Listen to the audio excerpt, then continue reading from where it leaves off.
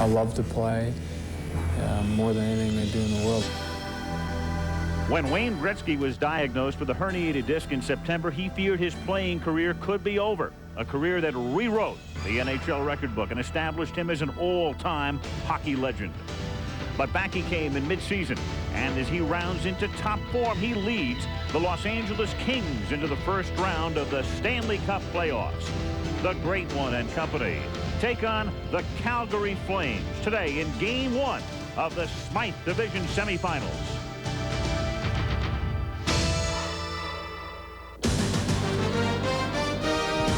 There is downtown Calgary, Alberta on a cool and cloudy Sunday, and the wild-looking Saddle Dome, the Olympic Saddle Dome, a facility that opened in 1983 and was the centerpiece of the 1988 Winter Olympics. And inside, as usual, more than 20,000 to look on as we get set for Game 1 of the Smythe Division Semifinals.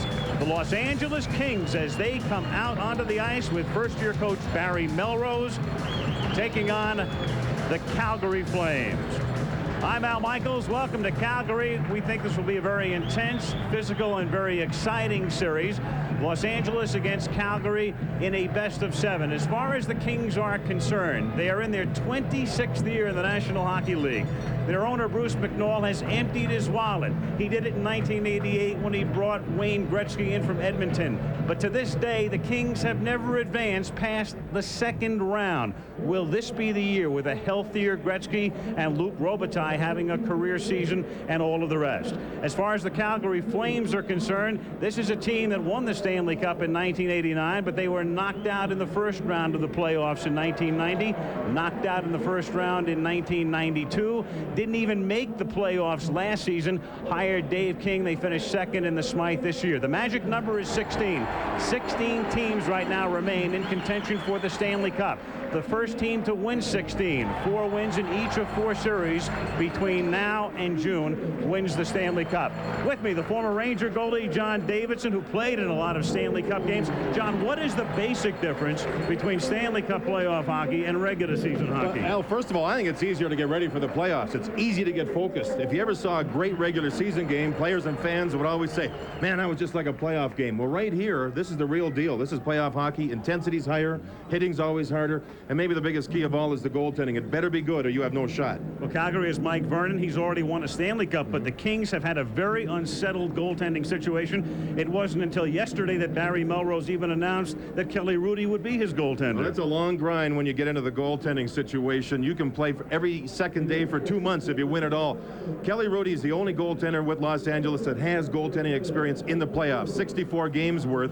He finished the season well, and he has to go. He has to be the man that the Kings will look to play well. Kaneko will be the backup, not Rob Stauber, and that has created a few eyebrows that lifted right up, thinking along those lines.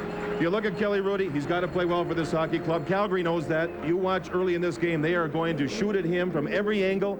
The Flames think that the key to beating LA is to get to Kelly Hrudey. They're going to try to destroy his confidence as early as possible. Game 1, the Los Angeles Kings. Barry Melrose completing his first year at the helm against the Calgary Flames from the Saddle Dome. Face-off when we come back. Hockey League playoffs brought to you by Bud Light. If you want great taste that won't fill you up and never lets you down, make it a Bud Light.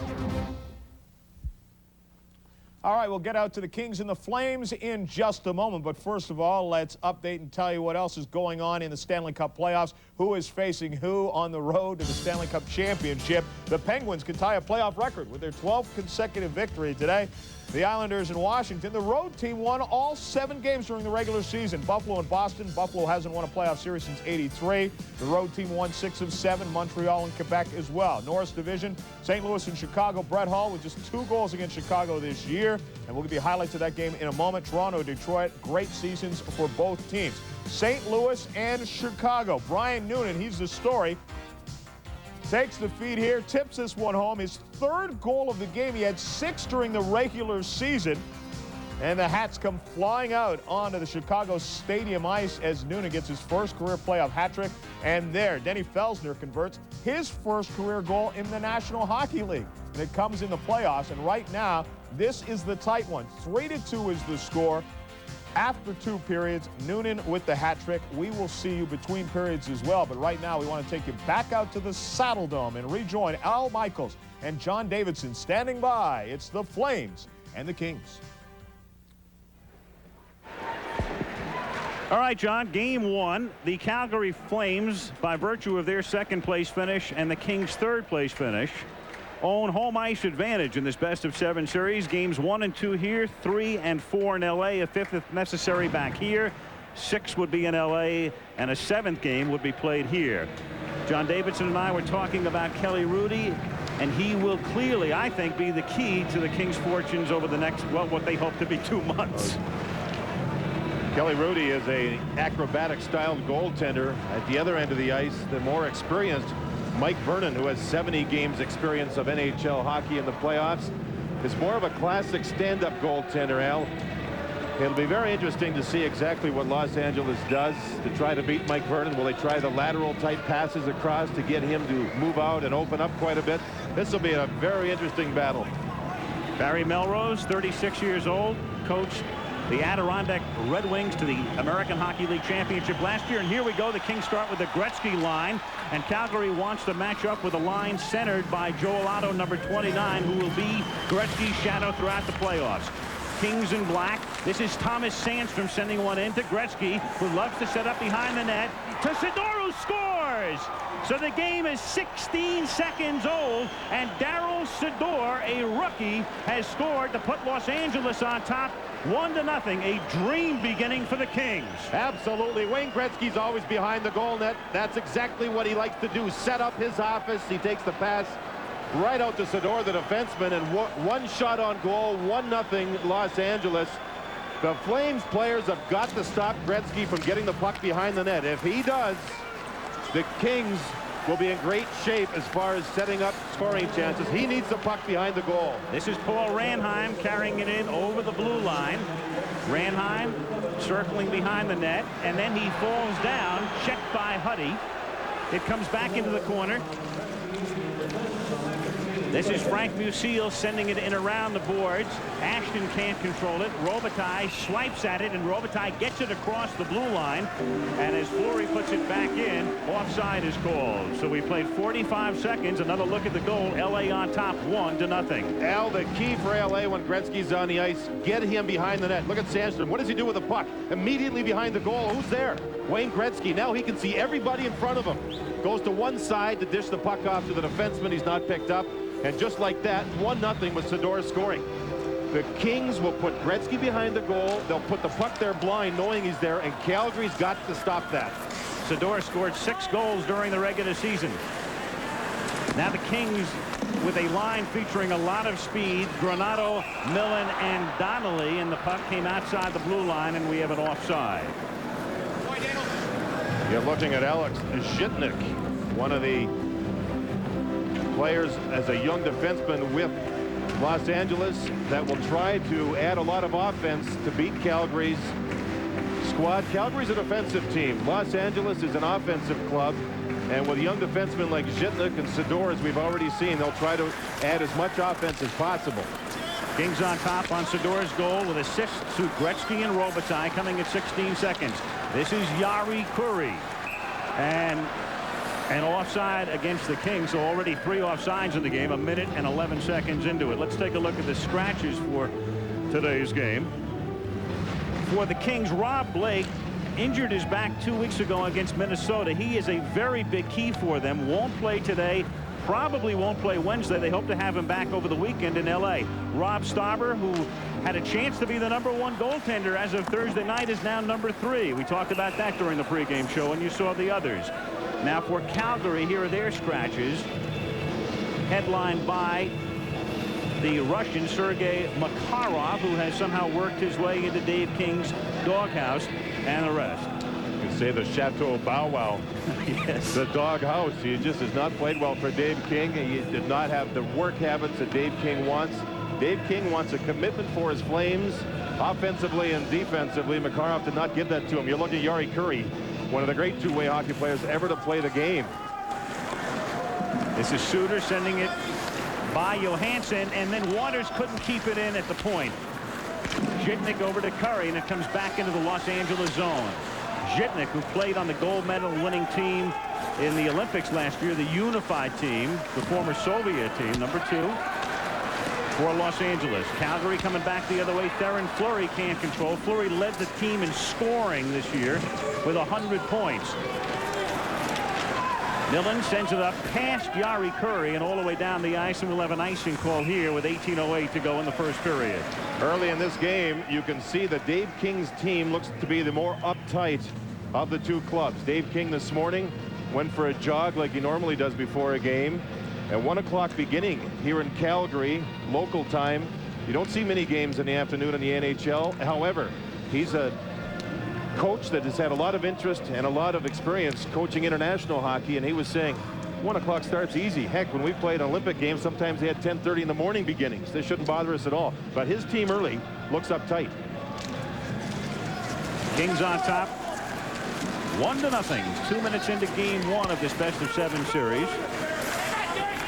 This is Dahlquist back to get it for the Flames. But the Kings forechecking, keep it in. Granato, though, can't control the puck. And Gary Roberts, number 10, can't get it out. Back into the Calgary zone. Calgary can't make the first pass. They're having trouble completing passes, and the Kings are very aggressive, going right at the Flame players. Now Yoni controls from in front of the net. Gets it up to Ronnie Stern. Stern over the left side. And Granato is there to pick it up at center ice. Off Shootchuck stick. And the Flames get it back as Neuendijk sends it in. Rudy leaving it for Mark Hardy. Hardy picked up from the Rangers, though he had played with the Kings for several years in the early 80s. Now this is Al McInnes, number 2 for Calgary, losing the puck to Sandstrom. He leaves it for Gretzky, and Wayne sends it into the corner. Vernon leaving it for Musil. Gretzky is there, though. Gretzky sends it out in front, but it's intercepted by Skrudland, who starts back the other way.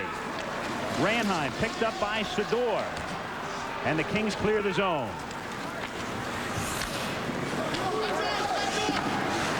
This is Sador. He loses it to Ranheim, but Rudy is there to send it into the corner. And the puck out of play. We have a whistle and a face-off with 16:46 to go in the first period. 1-0 Kings. Luc Robitaille has been remarkably consistent in his 7 years with the Kings, but he even stepped it up a notch this year. 63 goals, most ever by a left winger. 125 points, most ever by a left winger. Career year for Robitaille. And during the regular season, he scored 10 goals in 7 games against the Calgary Flames. Another remarkable number. 4 minutes into the game, the Kings in black on top 1-0. The shot is wide and sent up along the near boards to Reichel. Reichel can't clear the zone. Conacher is there to scrap with it. This is the Kings scrapping line with Reichel and Conacher. Charlie Huddy out in front of the net, and Los Angeles able to send it back out to center ice, where Yoni collects it for the Flames. Al, it's the scrappy line for both teams. You've got Taylor, too, with the LA Kings. Then you've got Berube, Skrudland as bigger, tougher, scrappy wingers for Calgary. We'll watch for them to battle in this series. Reichel flipping it in, and the Kings with a line change, and it's also an icing call here. So a face-off with 15:53 remaining in the first period. They changed the scoring on the only goal of the game. Initially, they gave Robitaille an assist on Sador's goal. Instead, it goes to Sandstrom. So Sandstrom and Gretzky get the assists on the goal by Sador on the first shot of the game. The Pittsburgh Penguins, most people feel they will win it again and make it 3 straight, leading 5-1 over New Jersey, and Chicago in a good battle, leading 3-2 over the St. Louis Blues. Buffalo and Boston, they'll start later. The Islanders and Washington in the Patrick Division semifinals, a later start. And Montreal and Quebec, with Quebec owning the home ice advantage in the Adams Division semis tonight. Pittsburgh looks like they'll win. Scotty Bowman has 964 career wins. That includes playoffs, and that's his count. He wants 1,000, and it looks like his team is on the march. Here is Millen. Millen sending it over for Curry, intercepted by the Flames. Back comes Theron Fleury, who had 34 goals this season. Reichel sets up in front of the net. Reichel led the team in goals with 40, and the Kings come back the other way with Curry leaving it for Zhitnik, but offside. The jitters are there. A lot of offsides, a lot of icing, little flow so far. You see Barry Melrose, the head coach of Los Angeles, he keeps a book with him, and the book is entitled The Leadership Secrets of Attila the Hun. If you can imagine what he says, the book relates business and sports to running an army. And he says running a hockey team is like running an army. And I don't know if Ralph the Dog agrees or not, but Barry Melrose will go back and look at some quotations in the book to try and get his theory straightened out. And yet there's a paradox, because you would think of the two coaches, King would be the more disciplined. Dave King, the more military-like, as it were. Both these coaches coaching their first ever NHL playoff game. Dahl sends it into the corner. And Corey Millen is going to get a penalty, as is Theo Fleury. Millen was hurt right at the, or hit at the Calgary blue line, knocked down. He got up, skated back, and took a penalty, and then he was knocked down, and retaliation penalties go to both Dahl and Millen. There's Millen knocking down Dahl. That was the initial penalty, and there's Fleury knocking down Millen. So penalties handed out to both teams. And right away, when this happens, you're going to see 4-on-4 action. Right away, Wayne Gretzky steps on the ice. And Gretzky told us prior to the game that maybe, and no one's been talking about it, but maybe with the penalty minutes that should be happening in this series, 4-on-4 action could be a major key to winning the series. More open ice, a better chance for him to perform his magic. As it was when he played in Edmonton, and they destroyed the opposition in 4-on-4 situations. They destroyed it to the point where they took it out of the league and didn't allow it. That's right. For a number of seasons. That was way back in 1985-86. It has been put back in part of hockey this season for the first time since '86. Cap Raider, the Kings assistant coach, discussing things with Gretzky. Dan Maruelli sending both Millen and Dahl off for high sticking. I think Dahl wasn't the player. Theo Fleury has now been told. See, Dahl got knocked down, and that was the penalty, Dahl, right? Fleury, penalty to Millen, and then Fleury came over and knocked Millen down. So Fleury now has gone to the penalty box, and everybody's gotten it straightened out on the ice. 4-on-4 action. Calgary is in a defensive posture with Joel Otto, the big centerman, opposite the Kings' Wayne Gretzky. The Kings in this position are thinking offense, period. They have Gretzky with Curry and McSorley, and McSorley can play both ways, up front or on the back line, and Zhitnik with Ranheim and Otto and Yoni and Suter, the quartet of Calgary Flames. This is Zhitnik sending it up for Gretzky. Gretzky for McSorley. Taken away now by Suter in front of the Calgary net. 14.5 minutes to go in the first period. Los Angeles on top, 1-0. Here comes Joel Otto. Otto trying to get it in front. It was deflected by McSorley, swept away by Zhitnik, and left for Gretzky. Gretzky coming in with Zhitnik. Over to Zhitnik, but he couldn't get Wood on the shot. Zhitnik sends it behind him to Gretzky. Gretzky circling. Sends one in, out in front. Robitaille couldn't get the rebound, covered up by Vernon. A second shot on goal in this game, both by the Kings. The first one that hasn't been a goal. Wayne Gretzky loves 4-on-4, and we just saw a classic example of it. He set the puck up with a beautiful pass to Alex Zhitnik, but the puck just barely skipped over the blade of Zhitnik's stick. You'll see the pass across. Oh, look at the turner here. Yanni trying to check Gretzky. Gretzky here gets the shot on goal. Robitaille standing right there. Can't get the deflection. Wayne Gretzky with another great shift. The game is 5 minutes and 51 seconds old. The Kings have 2 shots. One the goal by Sedora, the other the last save by Vernon. Calgary does not have a shot on goal. This is Sedor. It's deflected into the corner. Robitaille chases it down. Lucille checks Robitaille. Roberts picks up the puck and leaves it for McGinnis, who has one of the hardest shots in the game. He sends it out in front. Deflection is wide. McGinnis chases it down in the corner. Out in front it comes to Sedor, who takes it away for LA. Circling back, Putty checks Neuendijk, and that enables Sedor to bring it all the way in over the blue line and backhand one wide. And Sedor chases it down at the point, taken away though by Calgary. Neuendijk sent it back out to center ice. And both teams change on the fly as Musial gathers it in for Calgary. To Dahl.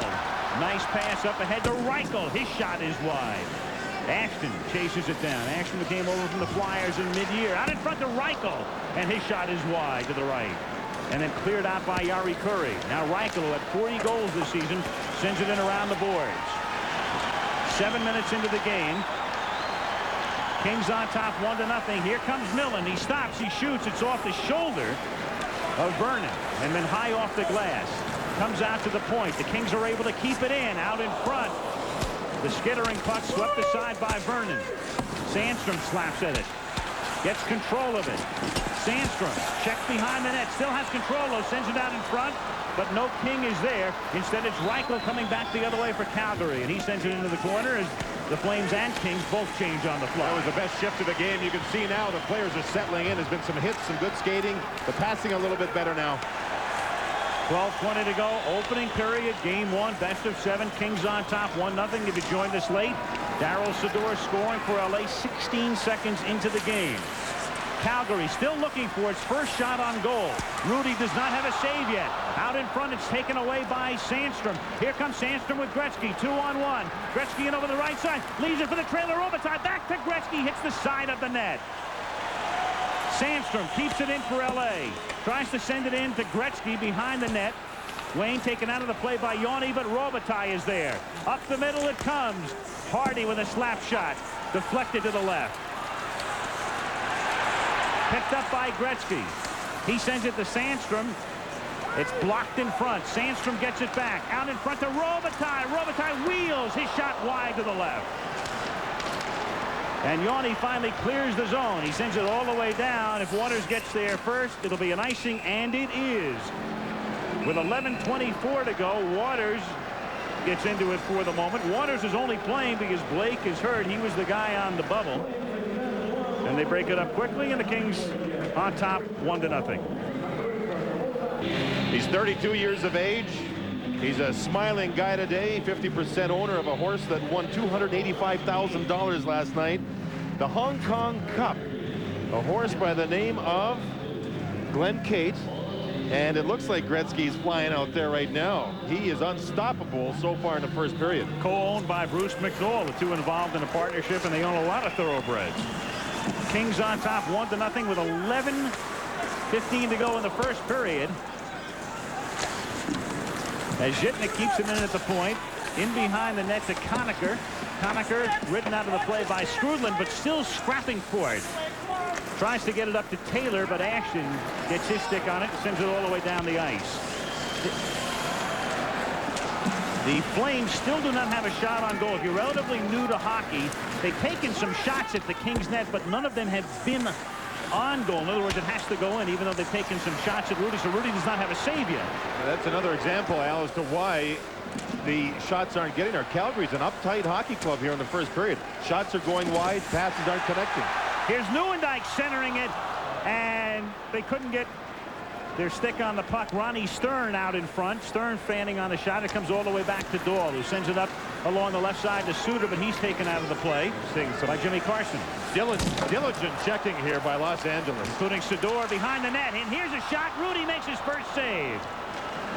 Ronnie Stern getting it away. So it takes the Flames almost half the first period to put a shot on goal. Kings still on top 1-0. 10 minutes to play in the opening period. Here comes Theron Fleury in over the blue line. And Fleury is ridden out of the play by Shewchuk to Jimmy Carson. Carson knocked down at the blue line and has the puck taken away by the Flames as Ronnie Stern sends it off the boards. But it comes to Sador at center ice, and he sends it in wide of Vernon. Now Suter setting it up to Theron Fleury. Here comes Fleury with Ashton and Reichel. In around the boards. This is Ashton behind the net. He tried to get it in front. Hit the side of the goal frame. Back it comes to Donnelly. Mike Donnelly, the speedy one. To Millen. Millen sends it in front, and Curry's shot is saved by Vernon. Great shift by Millen. Millen broke up the play in front of his own goal. Got away from a check, headed all the way up ice, and set up the scoring chance. Now this is Jari Kurri. Kurri ridden out of the play by Ranheim. Ranheim does a great job. He's one of the unsung Calgary heroes this season defensively. This is Reichel. His long shot saved by Rudy. his second of the game. Hardy is back there for LA. Sends it all the way up to center ice where McGinnis gains control for Calgary. And he sends it back into the corner. Where it's chased down by Hardy. We have an icing and a face-off upcoming in the Calgary end. 8:41 to go in the period. 1-0 Los Angeles. To take hits to make plays. This is Donnelly. He stops, takes a hit to set the puck up to Millen, and watch this beautiful pass across. Yari Curry was right there, but Mike Vernon made the save. The Kings look like they're a very comfortable, high-energized hockey club right now, and they have not allowed Calgary a quality scoring chance yet. 8:30 to go, first period. LA on top 1-0. Getting the goal 16 seconds into the game. A goal by Daryl Sador. Gretzky sending it over to Robitaille, but McGinnis with some good forechecking, keeping it in. Over to Musil. Musil's slap shot is gloved by Rudy with 8:14 to go in the period. Let's check in with John Saunders in New York. Pittsburgh having their way with New Jersey. Shel Samuelson takes the feed from Mario Lemieux and then does the rest himself, setting up Jaromir Jagr, who just backhands this one home. Lemieux has 2 goals and 2 assists. Back to Alan John. Every playoff season, it looks like Jagr comes to play. The youngster does it again. Shel Samuelson was the only question mark for Pittsburgh going into the playoffs. He had back spasms. Other than that, and it's bad news if you're not a Penguin fan, they were healthy, real healthy. Corey Millen, he missed about half the season with a deep groin pull, almost an abdominal injury. They missed him. They missed Sandstrom for much of the season. You know about Gretzky. Wayne didn't even play until the calendar turned to January. Corey Millen took 6 acupuncture sessions. Finally admitted that that wasn't helping. Only time helped him out. Missed 42 games, but they need his speed, and we've seen how evident that is right here in the first period. The speed of Los Angeles is awesome. Flames don't want to hear about injuries. They lost Gary Roberts for 2 months, Carey Wilson for most of the season, and Al McGinnis for about 2.5 months with a dislocated hip. And a whistle from Marawelli and Sador getting into it with Berube. You've got some of the big boys on the ice, in particular with Calgary. Berube's a very aggressive forward, and you can see Calgary trying to stir the emotions of their club up here to get them into more of a flow with their game. The goaltender, Kelly Rudy, was knocked into the net. Brian Skrudland, who's playing with a thumb that's fractured in 5 different places. He's there with a visor on number 39. He battles. Kozlowski's in front. Now watch how Kelly Rudy will try to play goal, and he'll end up with traffic coming to the front. You see how Conacher's picked up Skrudland, and Skrudland moves in the left elbow, jamming Kelly Rudy right into the goal. That was by design. There's no doubt, and that's the style that Skrudland plays with. A very aggressive style, trying to unbalance, trying to knock Kelly Rudy's concentration off par. The only goaltender that LA has that has playoff experience is Kelly Rudy. 64 games worth. His season very much in an individual sense paralleled the King season as a team. Very hot through the first third of the year, very bad through the middle third, and a lot better toward the end, except when they were playing Vancouver. The Canucks have become the Kings' nemesis, with Vancouver winning 7 of 9 this year. But first things first, the Kings just trying to get by Calgary in the opening round. These two teams meeting 7 times during the regular season, with each team winning 3 in the 7th and deciding game, what would have been the deciding game in the season series, ending in a tie. And we've got a scrap at the blue line as Skrudland begins to mix it up. Remember along the boards. The battle in front of the net, it was Conacher and Skrudland. Skrudland ran into the goaltender. Well, right here, Skrudland runs into Conacher again, and Dan Marawelli, the referee, will hand out the 2-minute minor to Skrudland. He's gone, and the Kings have a chance to try and make it a 2-0 lead. Skrudland is a very aggressive, tough-minded hockey player, and he knows his team has to get their level up. And he goes out there and got too aggressive, ends up in the penalty box. Right along the boards, the puck is dropped out, and you see Skrudland follow through up high to the back of the head of Conacher, and that's why the penalty was called. So the Kings, with the 11th ranked of 24 teams during a regular season, go to work on the power play. They miss Rob Blake, the defenseman, out with the injury. They really miss him on the point, on the defense with a big shot. So they now have Jari Kurri, a forward, back playing on the point. And one big area of improvement for Calgary this year has been penalty killing. They were very bad at it last year, very disciplined and very good at it this season. Their ranking went from 18th last year to 5th this year, and that was all under a new coach in Dave King. Yep. Very solid penalty-killing squad. Who you would figure with his experience would put a very high premium on things such as penalty killing. He likes to have his players, Al, block a lot of shots. If you see the Kings start to get a setup going in the offensive zone and they're about to take shots, you'll see a lot of their players, especially that man, number 5, Dahlquist, they love to get down and block shots. Kings thus far unable to get anything going 40 seconds into the power play. A minute 15 now left in the penalty to Strudlin, and all of the play has been in the Los Angeles end. You see Fleury throwing his body around. He's only 5'6", 155 pounds, and he is dynamite at trying to blast people with his body. And the penalty killing getting the crowd into it, but now the Kings in over the line as Robitaille sends it cross ice to Curry. Into Gretzky in the corner, his centering pass, but nobody is there. And Calgary able to clear the zone as Dahl sends it all the way down the ice. 45 seconds remaining in the power play. Teams change on the fly again as Robitaille collects it. He's out there now with Granato and with Millen. Luke in over the blue line. Drops it for Millen, who sends it in behind the boards. Granato there to play it. Tries to get it to Robitaille. Luke can't handle it. Comes to Millen. They've got McSorley at the point. This is Marty now with the puck. It's shot in, and Vernon got a piece of it. Back it comes to Sador. Now to McSorley, and Vernon is able to deflect that one with his upper arm. But back come the Flames with 10 seconds left in the penalty. Ranheim stops at the blue line, now brings it in. So the penalty clock ticking down, and Strudlin now comes out of the penalty box. So a great job of penalty killing done by the Calgary Flames on the game's first power play. Los Angeles with 2 shots on goal and never really set the power play up at all. This may give Calgary a little bit of a boost. 5:15 to go in the first period. Los Angeles on top 1-0. Darryl Sador scoring 16 seconds into the game. This is Frank Musial. A drop pass and a penalty coming up on the Calgary Flames. Excuse me. As Maruelli calls it on Jimmy Carson, so the Kings will be a man short. The tripping call against Carson right near the Kings bench. He was trying to hold up one of the Flame forwards, knocked him down, and now we may see a terrific power play go to work. Calgary Flames power play in the last 9 games of the season operated at 34% efficiency, which is a high number. They have a great shooter in Al McInnes, a great deflector right in front of the net, and that's Joe Nieuwendyk, number 25. So with Carson in the box, watch out. If you're wondering how often the teams score on power plays, about 1 in 5 chances. The league average between 19 and 20%.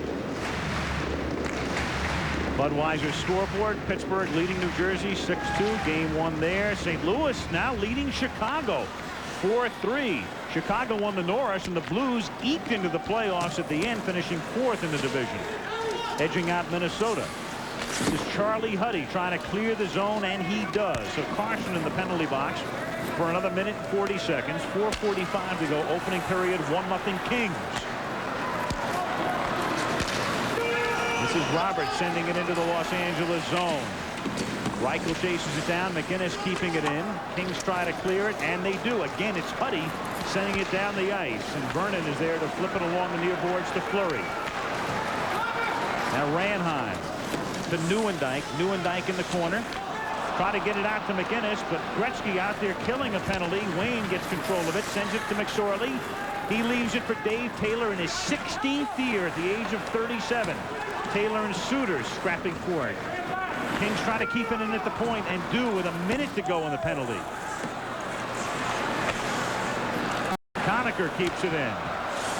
So Calgary having a tough time getting on track, trying to get it out of their own end. Well, they've been unable to quarterback the puck right into the offensive zone. What a great hit by Schuchuk on Al McInnes. Knocked him right over backwards. Kozlowski sends it outside the blue line. So the Flames have to regroup with 35 seconds remaining in the penalty to Jimmy Carson. Up ahead to Roberts. Nice pass to Kozlowski. Left it for him, and Rudy with the save. And Rudy's upset. Look at him talking to the referee. He got knocked down by Gary Roberts. He has a right to complain right here. Roberts dropped the puck off, went right to the net, knocked down the goaltender, and Dan Maruelli said he didn't see it, or else said no foul. Check in for the moment with John Saunders in New York. John. Al, you mentioned St. Louis had taken the lead. Here's how they did it. Hull with a shot here. Balfour with a nice save, but Brown gets the rebound and feeds Brendan Shanahan, who just lets it go immediately. That tied the game 3-3 on the power play. 17 seconds later, Emerson behind the net, and watch Hull all alone in the slot. He doesn't miss from there. They have a 4-3 lead. Alan John. And right here in this game, see Roberts move right into Kelly Rody. A goaltender is not fair game. You cannot bump a goaltender in the crease, out of the crease, anywhere. Gary Roberts got away with one there. 30 seconds left in the penalty. Flames on the power play. Charlie Huddy backhanded it, but Fleury keeps it in. Calgary tries to set it up, but Conacher gets his stick on it. To McSorley, Marty has it taken away, but it's Granato who gains control and sends it all the way down the ice. So the Flames trying to regroup for one last rush with 10 seconds remaining in the penalty to Jimmy Carson. This is Pazlowski losing it, and here's Huddy sending it all the way, or just about all the way down the ice. Far enough, though, to kill the penalty. Carson comes back on the ice, and the team skated equal strength.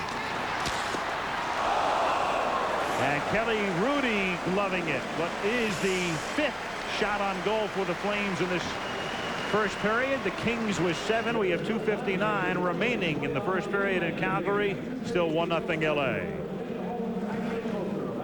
You'll see the defensemen try to stand up, not allow Calgary over the blue line. However, the Flames keep coming, and Ronnie Stern will get a second good shot of the period, both to the catching glove side of Kelly Rudy. And Kelly Rudy, who's getting a little more work now, looks very, very sharp.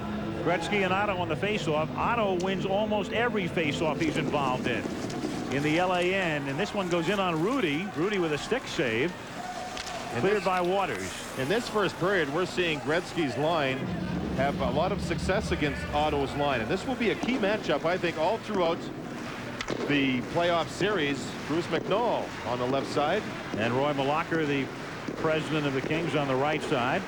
Bruce McNall, a numismatist, movie mogul, thoroughbred owner, generally affable man. He'd be a lot more affable, though, if the Kings one of these years can get out of the second round of the playoffs. He turned 43 years of age yesterday. He certainly had success lately with his horses, Al. Yep. My. Yep.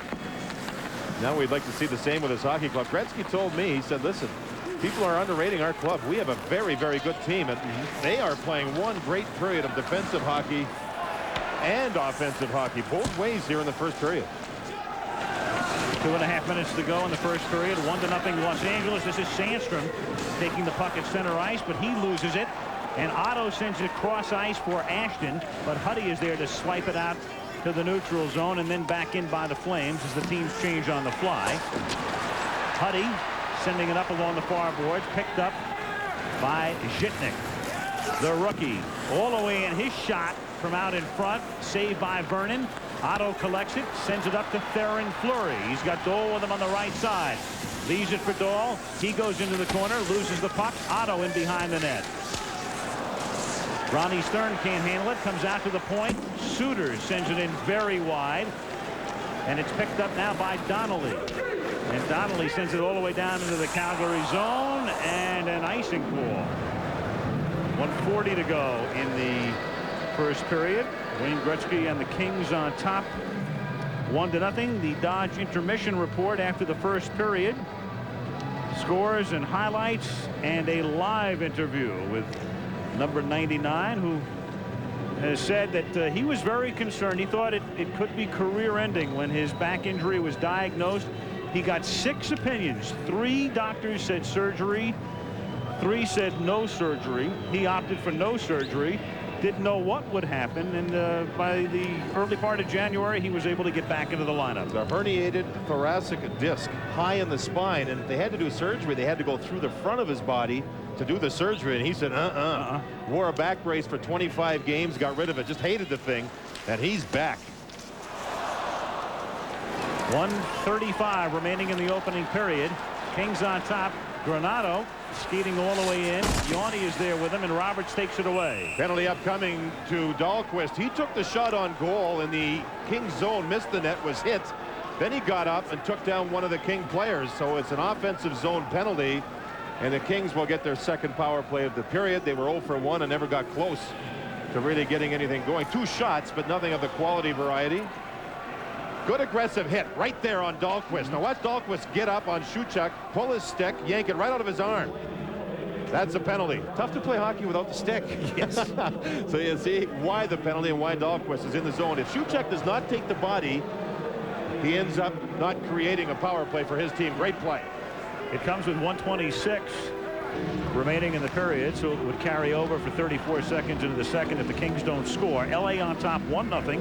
If you joined us late, the first shot of the game, 16 seconds in by Darryl Sador, the LA rookie, has been the only scoring in the period. The Kings have outshot the Flames 8-5. Al, if the Kings set up again, let's see if Gretzky tries to go in behind Mike Vernon's goal, and the Kings know he's there, and the Kings will just fire the puck blind. Just find Gretzky knowing that he'll be there waiting for the puck, and if he gets it behind the goal, watch out. Gretzky and Otto on the faceoff, and again it's Otto winning the faceoff and sending it all the way down into the LA zone. When you have all these Otto-Gretzky matchups, Otto should win the majority of the draws because he's so much bigger and stronger.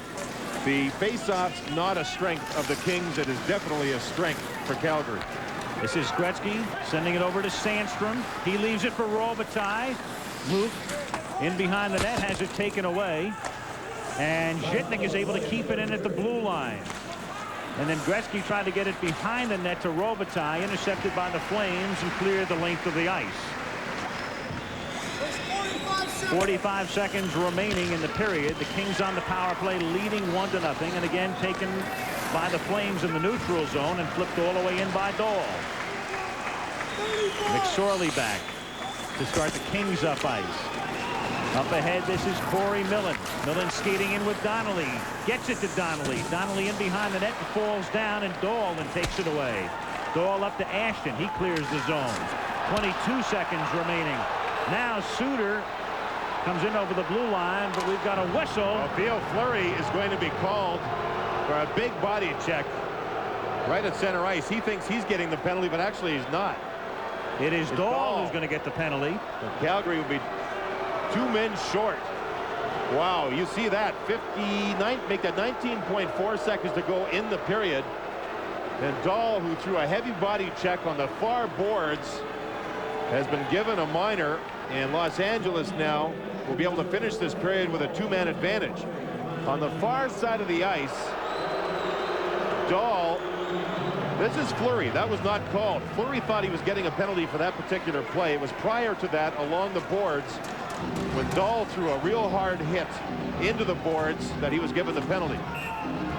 The Kings with a 2-man advantage for the remainder of the period. That's 19 seconds. If they don't score, it would carry over for 35 seconds as you see Tony Granato on the Kings bench. He's going right at Theo Fleury.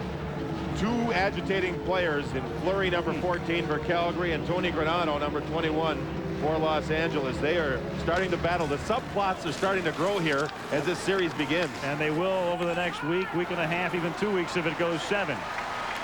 Flames able to clear the zone under 10 seconds now as the Kings with Zhitnik in over the blue line, leaving it for Robitaille. Gretzky has to send it in from the point with 1 second remaining on the clock, and that's the end of the first period. So the Kings score on the first shot of the game, and that's the only scoring in the first period.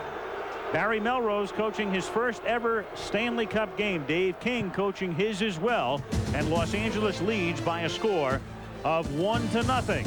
And we'll return after this message and a word from our ABC stations. Report. Presented by the new Dodge, a division of the Chrysler Corporation.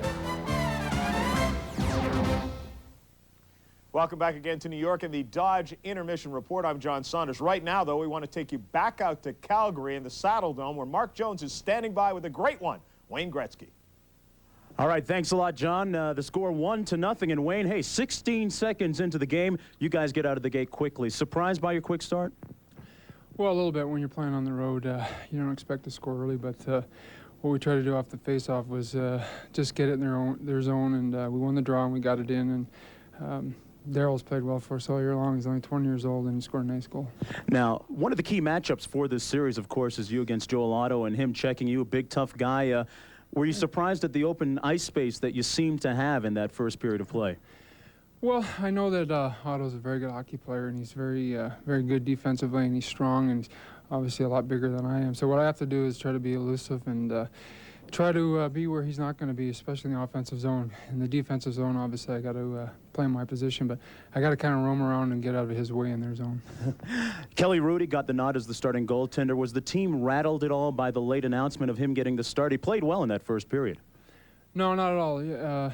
We know that Robbie Stauber's played very well for us, and he's a very good goaltender. And it's 2 weeks ago, even though Robbie was playing well, we kind of thought that Barry might go with experience in the first game. Not that Robbie didn't deserve to play, and not that he's not going to play in this series, but we thought that as a team that Barry might go with his experience, and that's what he did today. So it wasn't a big surprise to the players, no. Wayne, I guess the question a lot of people want to know is, how's your back in this playoff series so far? Well, my back's fine. Obviously, you know, Calgary's going to play us very physical, and expect to get hit an awful lot, and that's part of the game, and expected to even get more physical in the second period. But got to keep going, got to keep skating, and my back's fine. All right, thanks a lot for joining us, and congratulations again on your horse's win in the Hong Kong Cup. Thank you. Wayne Gretzky of the Los Angeles Kings. Kings leading 1-0. John, back to you. Precedented 9 Hart trophies as league MVP. But perhaps Gretzky's greatest moment came in 1982 when he broke Phil Esposito's season record for goals scored. His 77th goal broke the record, and he finished the year with an amazing 92 goals. For Wayne Gretzky, it was truly a magic moment. Dodge intermission report. Let's get you updated on the other 2 games played this afternoon. We will start out with St. Louis and Chicago, which was the most exciting one of the day. The Blues on a big comeback, down 3-1. Felser scores there to make it 3-2. But it was still Chicago's momentum until Brett Hull with the shot here. Watch the rebound come out. Balfour with a nice save. It winds up in the hands of Shanahan. He scores to tie the game at 3-3. 17 seconds later, Emerson behind the net spots Brett Hull in front. The Golden Brett won't miss from there. 4-3. That holds up as the final in this one. St. Louis with the 3-goal comeback. Despite Brian Noonan with the hat trick, first of his career, 6 goals during the regular season, 3 in this game, not enough. Chicago loses it. 4-3 is the final. Brett Hull with a goal and an assist. New Jersey and Pittsburgh. This one, well, ABC's best comeback. America's team for hockey, at least, as Pittsburgh's Mario Lemieux makes the nice shot there on the feet from Stevens, his 2nd goal of the game. And then Ron Francis does a terrific job here. Watch him in the face-off circle. Lemieux is holding a stick. He breaks free and scores anyway, as Pittsburgh was just rolling. And then Tippett takes a nice feed from Jaromir Jagr, who had another terrific game. Alone in front, he knocks that one home. Lemieux with 2 goals and 2 assists. Jagr had 1 goal and 2 assists. Pittsburgh rolls, trying to win their 3rd consecutive Stanley Cup. The Penguins taking a 1-0 series lead. 6-3 is the final. We'll get you back out to our game in just a moment. And in this one, the Los Angeles Kings have a 1-0 lead. Darryl Cedar in front, finds the hole. 1-0 is the lead. Playoffs opening in Calgary, Alberta. End of the first period. The Los Angeles Kings lead the Calgary Flames 1-0. And if you joined us a little late, well, you missed all of the scoring in the first period because it came at the 16-second mark. On the game's first shot, Darryl Cedar, the 20-year-old rookie from Gretzky and Sandstrom. Calgary did not have a shot on goal for almost half the first period.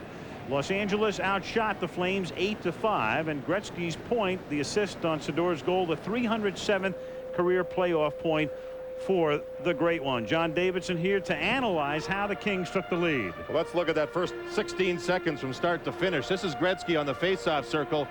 He told Mark downstairs during intermission he wanted to get the puck back to the point and then the puck in deep as hard as they can. Let's see if he got it done. Right back to the defenseman Cedar. Cedar shoots the puck in hard. Now the key for LA here is to make sure they recover the puck. Let's see if they can. They battle along the boards. There's Sandstrom. Robitaille comes across to help.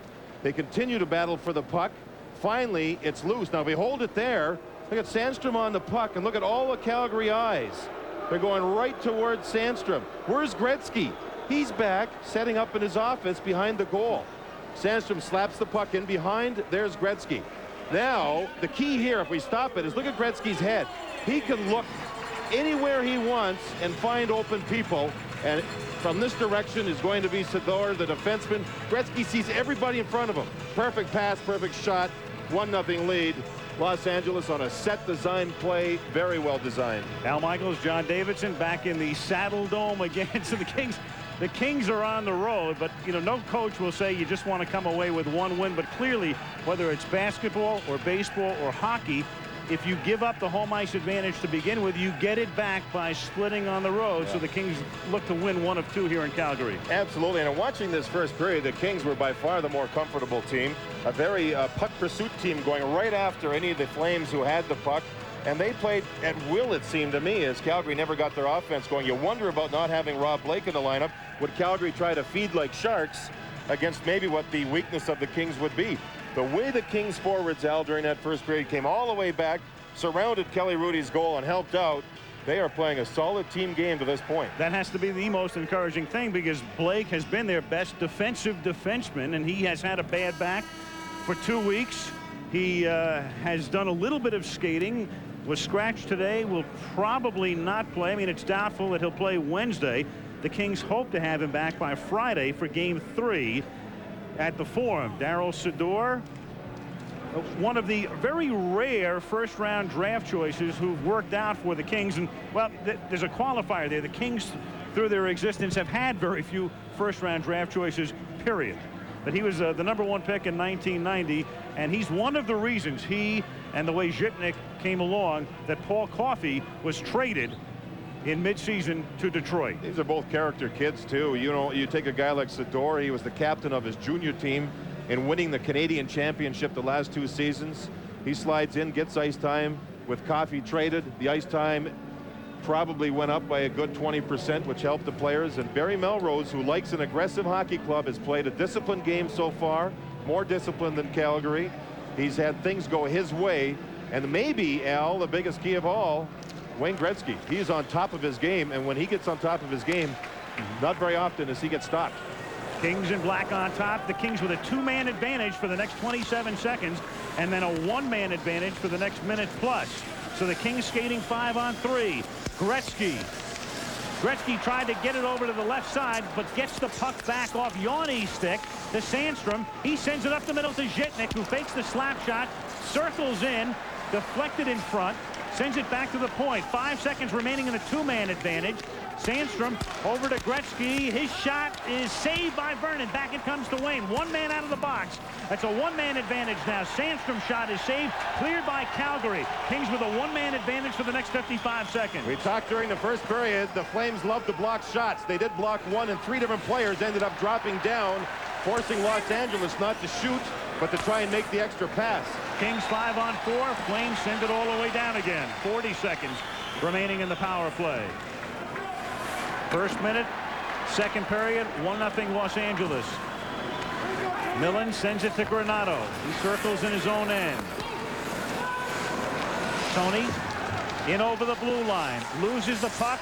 Musil backhands it into the LA end. 20 seconds left in the penalty. Kings with one last rush. Yari Curry sends it into the corner. Vernon sends it along the boards, and we've got a whistle. And a penalty.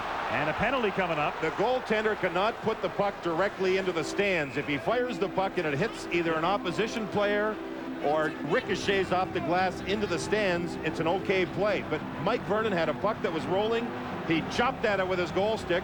The puck went immediately into the stands, and right away he's been assessed a 2-minute minor. You'll see the puck here go to Vernon, and he'll just slap at it. Go straight up. Doesn't touch anything or anybody, so it's a penalty. It's a delay of game penalty is the official designation.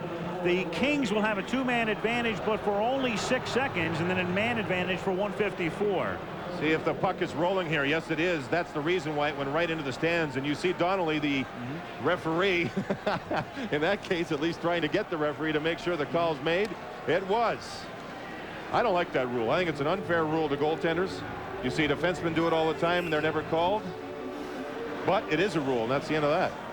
For those of you who missed the open and don't know who John Davidson is, he is a former goaltender. And a good one.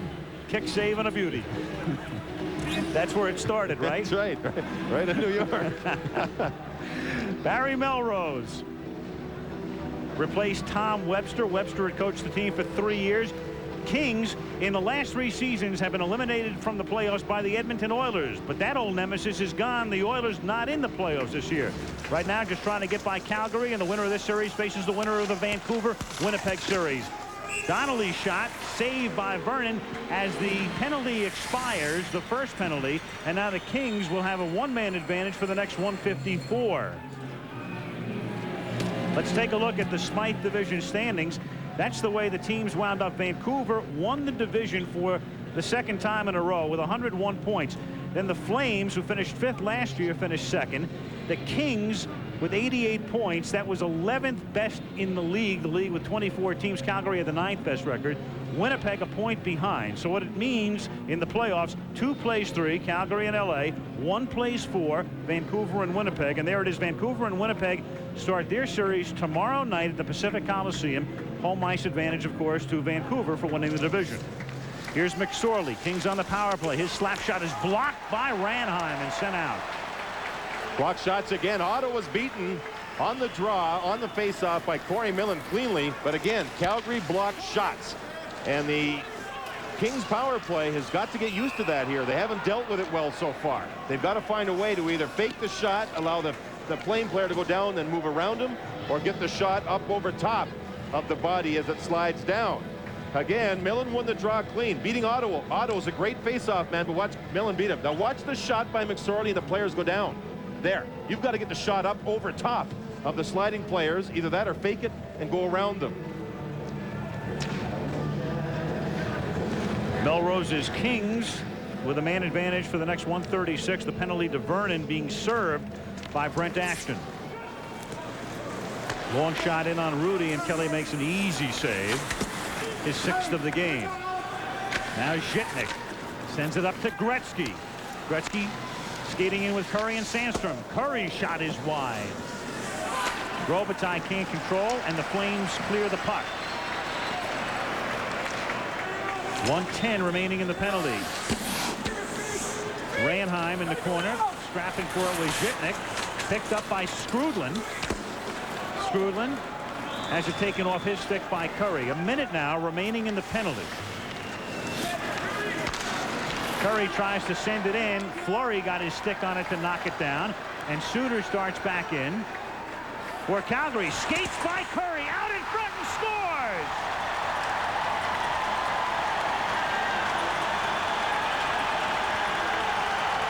Gary Suter, one of the best offensive defensemen in the league, and you can see why. He scored 23 goals during the regular season, gets by Curry, and ties the game on a shorthanded goal. A fake shot, and if you'll notice, it's a forward that he went around. He went around Yori Curry, who plays the point on the power play because of the injury to Rob Blake. And Suter blew right around him, moved right in and scored on the backhand. Now here, you'll see the puck not get put deep by Curry. If the puck goes deep, the Kings are okay. Suter controls the puck and goes around Curry, who's not used to playing defense. And we're tied at 1. A shorthanded goal and a real boost to the Flames. Zhitnik got there late, so the Flames tie it. Still 35 seconds remaining in the Calgary penalty. It comes out to McSorley at the point. Marty has his pass deflected. It's Sador from up the middle, sending it in. It's blocked in front. The puck is loose, and the rebound, and the Kings score. Jimmy Carson from out in front. Dave King wanted a whistle. He thought the puck was out of view of the referee. He wanted a whistle, and he's upset. However, the Kings come right back and score a power play goal. Sador gets his 2nd point. He'll get an assist on this play. No one knew where the puck was. It's loose, dug out by Carson, and he jams it in behind Mike Vernon. The Flames still complaining, saying, why didn't you blow the whistle? The puck was out of sight. However, Carson very diligently. After giving up a goal on the power play, the Kings score as Dave Taylor's shot, a save, comes back out to center ice. Taylor's shot, I believe, hit the post, and then Taylor gets it to Huddy, who scores. Charlie Huddy puts it in, and the Kings are on top 3-1. So the Flames get the big emotional break on a shorthanded goal, but the Kings seconds later take the lead again and now go up by 2 on the road. And the Kings show that they can face some adversity here. And you see the shot, quickly 3-1. The Flames having trouble here at the blue line, missing body checks and missing assignments. A person should not be that wide open. And bingo, it's 3-1 in favor of Los Angeles. They had adversity for the first time in the game with Suter scoring the shorthanded goal. They looked at it squarely, battled through it with 2 quick goals.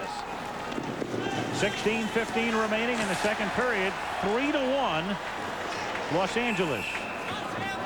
Suter to catch you up on the goals and assists. Suter shorthanded goal with the assist of Fleury. Carson's goal, a power play goals. Shuchuk and Sador getting the assist. And then on Huddy's goal, Taylor and Reichel get the assist. Back in a moment.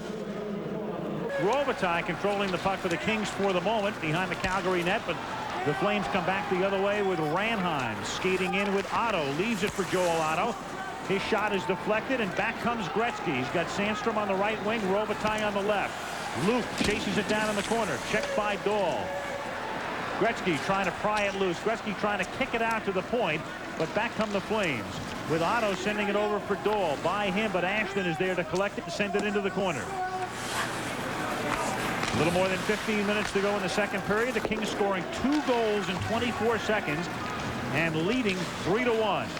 You can see Gretzky's 32 years of age. His shifts are not nearly as long as what they used to be when he was a younger player. But right now, they are just as effective. This is Gary Roberts, checked by Huddy into Nieuwendyk. Skates in. Nieuwendyk with a nice pass, but Ronnie Stern's shot deflected off to the right. Flames with Roberts scrapping behind the net. Roberts, who missed 2 months after thigh surgery, had a hematoma on his thigh and came back and played for the first time in 2 months the other night. He's number 10 and a very potent force if he can get it together for the Flames before this series is over. Now Suter comes in along with Roberts. Suter looking out in front, and Nieuwendyk couldn't get Wood on the puck as it comes back to the near side. Stern sends it around the boards. Collected by McSorley. Sent up ahead to Yari Curry. Curry dropping it for Donnelly. Curry hits the post. Vernon scrambles, got spun around, and covers up. You can certainly understand the game plan with Los Angeles. Joe Nieuwendyk set up a scoring chance in the Flames zone. Los Angeles just countered, came right up the ice, and with their run and gun style, had a beautiful, beautiful passing play. Curry drops it. Now he'll get into shooting position. He'll take the pass back from Donnelly, and there's the shot that catches the outside of the goalpost. Great pass work, good speed game. This is that play prior to it. Nieuwendyk with a beautiful pass, and Ronnie Stern could not redirect the puck up over top of Kelly Rudy. Look at Curry, was one of the best and still is one of the best shooters off the pass. Does not have to stop the puck before he shoots it. On ESPN, with blanket Stanley Cup coverage on Tuesday, you'll see New Jersey against Pittsburgh. This is the first of 5 Sundays that ABC will be covering Stanley Cup action. ESPN with much of the rest, and we'll be back with you on ABC next Sunday from the Forum. The game will start at noon. That's Game 4. The Kings and the Flames. Game 3 is in L.A. on Friday night. Game 2 back here at the Saddle Dome on Wednesday night. L.A. on top 3-1. 14 minutes to play in the second period. This is Trent Yawney. Sending it in behind the Kings net. Marty McSorley. Leaving it for Hardy. Now to Curry. Curry sends it along the boards. Vernon is there to stop it. Gets it up ahead for Johansson. To Reichel, but he has it intercepted by Millen. Now Donnelly sends it back to McSorley. McSorley's shot is off the back of Yawney's leg, but Marty is there to collect it. Send it in front, and he scores. It bounced off maybe the back of Vernon's leg and was redirected into the net. Marty McSorley, with no angle at all, sent it out in front, and the Kings lead by a score of 4-1. The puck may have gone off one of the defensemen standing in front, too. You'll see the puck being put in front. The defenseman Dahlquist trying to take his man out of the play, which he did, was not even watching, and I believe the puck hit his leg and right back in the net. Yes. And McSorley will get credit. This will be 3 goals by Los Angeles defensemen to this point, which is incredible when you think of all their scoring power with their forwards. The defensemen have scored 3 of the 4 goals. Sador got him started. Huddy. And now this last one, McSorley getting credit for an unassisted goal at 6:36. So it's become a very quiet crowd at the Olympic Saddledome. More than 20,000 looking on as the Kings lead 4-1. The Kings have a total of 17 Stanley Cup rings. McSorley has 2 of them. And maybe with that influence, they've been able to come out here in Calgary to start the series on this Sunday afternoon and have a very calm feeling about the game, because they've certainly been the better of the 2 teams. And I don't mean just because it's 4-1, but they've been better all over the place. They've been better passing the puck, moving the puck, and they have not had to rely on Kelly Rudy. He made 1 great save to close the first period against Ronnie Stern, a catching glove save. But the best players for Calgary have not been able to beat the Kings defensemen to this point. All of those rings to which John alluded were earned by the Kings when they played with the Edmonton Oilers. And you're talking about McSorley, Curry, and Huddy, and Gretzky, and even Pat Conacher was there one year when the Oilers won the Stanley Cup in '84. Huddy with 5, Curry with 5, Gretzky with 4, McSorley 2, and Patty Conacher was born in Edmonton, has 1. Huddy tries to clear it, but it's kept in by Skrudland, chased down by Berube. Berube tries to kick it over to Pazlowski, but regains control and then is ridden off the play. Taylor scrapping for it and sends it out to center ice. 12.5 minutes to play in the second period. Calgary, after tying the game on a shorthanded goal, now see themselves trailing by 3. Skrudland was able to intercept the puck, but he lost the stick. He lost his stick, so he couldn't do anything with it. That shot is wide from the point. Remember, he has a fractured thumb, 5 different places. He doesn't have the strength in his hands that he would like, and I suspect that's why he was unable to control his stick to make the play. It was pulled right out of his hands. That kind of a period for Calgary to get a breakaway, and the guy doesn't have his stick. 12 minutes to go. Second period, 4-1 Kings in game 1 of this best-of-7 Smythe Division semifinals. Charlie Huddy, the one-time Oiler, has it flipped off the stick of Ashton up into the Kings bench. And a whistle and a stoppage of play, and we'll be back in a moment. With a 4-1 lead, you don't want to get too sloppy. Sador will right here, and watch Skrudland steal the puck, but watch his stick. Yanked right out of his arms. You can't score if you kick the puck. It's against the rules. But Skrudland had no choice. I'm convinced, though, Skrudland has been fit for a playing cast because of the fractured thumb. And that thumb, by the way, in putting it back together, was held together with some wires and some screws in there. He's been able to play and play in pain, but without having the full strength, you can certainly see the strength is not there. And that's a learning experience for Sador, who has a goal in the game. You can't be sloppy. Al, it's called, if you're the last man back, don't mess with a puck. And he was the last man for Los Angeles back in his zone. He messed with a puck, and it nearly cost his team. But the Kings got a break, remain up by 3. Zhitnik sending it into the corner. 11:40 remaining in the second period in Calgary. Kings on top 4-1. Ashton sends it into the corner. Zhitnik tries to clear it. Ranheim keeps it in to Ashton. He tries to center it. It's broken up, and back come the Kings coming the other way. Sandstrom on the right wing. Leaves it for Gretzky. Gretzky, cross ice, Robitaille shot, save and covered up. Coming up following hockey, the Toyota Grand Prix of Long Beach.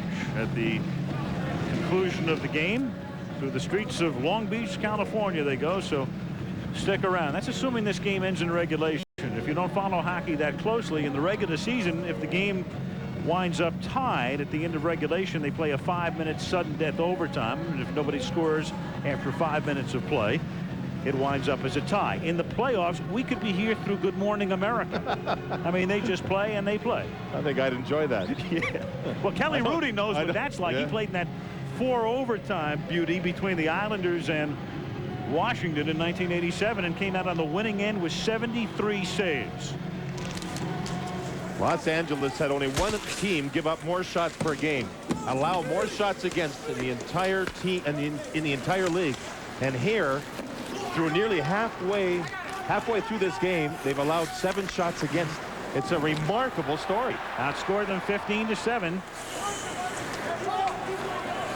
Dominating the game. This is Roberts skating in, gets by McSorley, but Rudy is there to save it, and it's swept out by Granato. And a penalty is coming up. It'll be an icing call, I think, Al. At every opportunity, the Kings goaltender Kelly Rudy is getting roughed up by the Flames. They're trying to get him off his game. Gary Roberts just did it again. Right, they waved off the icing. And this is Sador intercepting at center ice and sending it back in. Vernon to stop it. Millen and Dole behind the net. Back out to Sador. He hits the goalpost after Vernon got a piece of it. The puck is loose. The shot is wide. Roberts collects it and takes the pressure off, sending it out to center ice.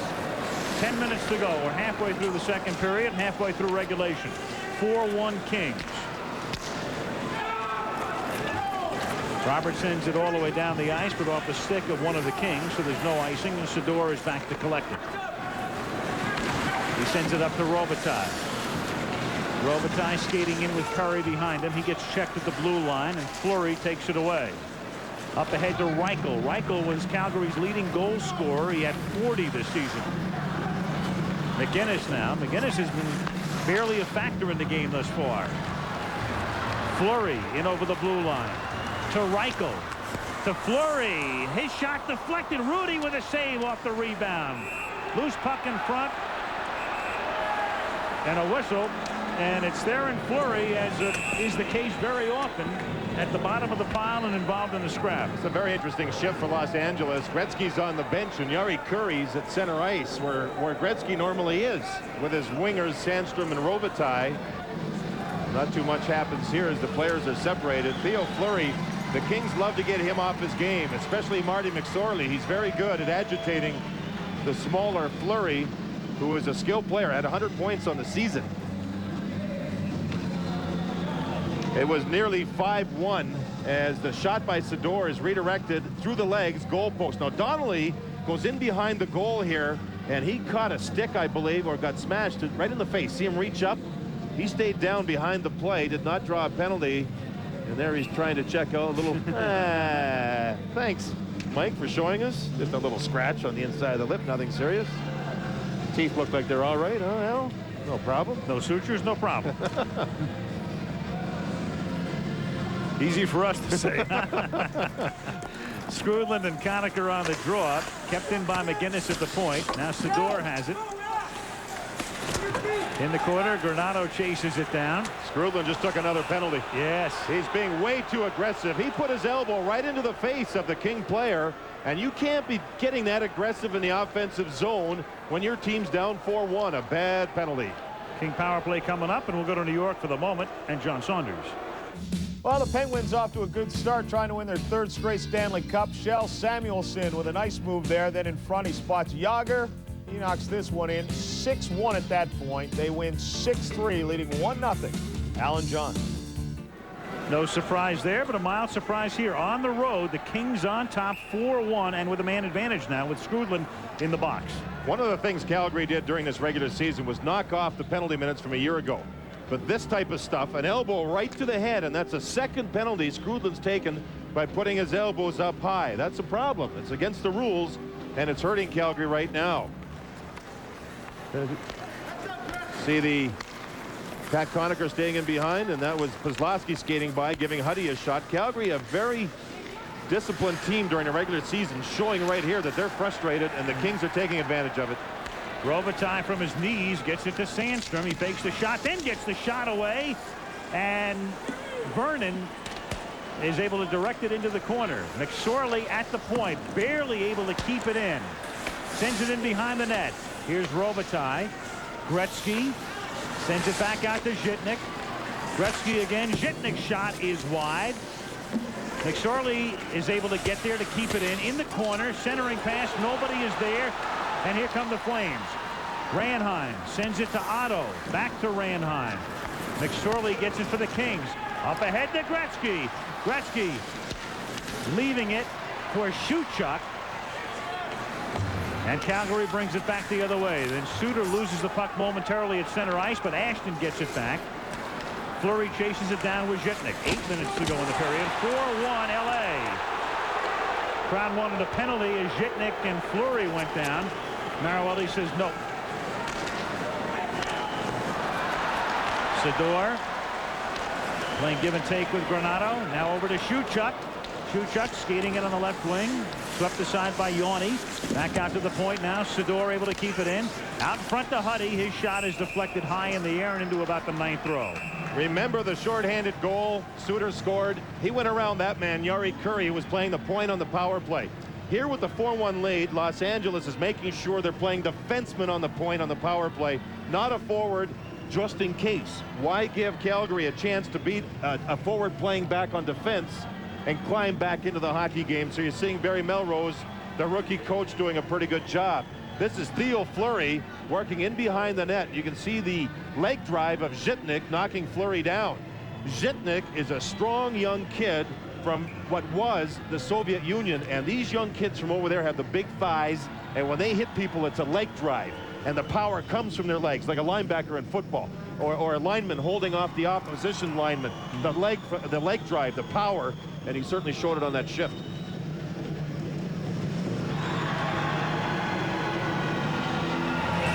Joel Otto and the Calgary Flames. It's been a thoroughly frustrating first 32 minutes for them in the opening game of the best-of-7 Smythe Division semifinals. Dave King, the Canadian national team coach for several years, coached in 3 Olympics, coached Canada to the silver medal at the Olympics in 1992 in Albertville, and he was a very popular choice to succeed Doug Risebrough as the coach. Meanwhile, we've got a penalty coming up on the Kings as Daryl Sador is going to go off for 2 minutes. He tried to hold up, knowing his team was on the power play. He tried to interfere, holding up the forechecker, standing in front of the Flame player, allowing his defense partner to get the puck without being aggravated on the play. He ended up tripping up the Flame player, and the teams will be at even strength for 18 seconds. Then it will be a Calgary power play, and they need one. Strudlin will come out of the box for the Flames in 18 seconds, and then a power play for the Calgary Flames, who trail 4-1. Second game here on Wednesday, third game Los Angeles Friday. Fourth game, as we mentioned before, on ABC next Sunday afternoon at noon Pacific time.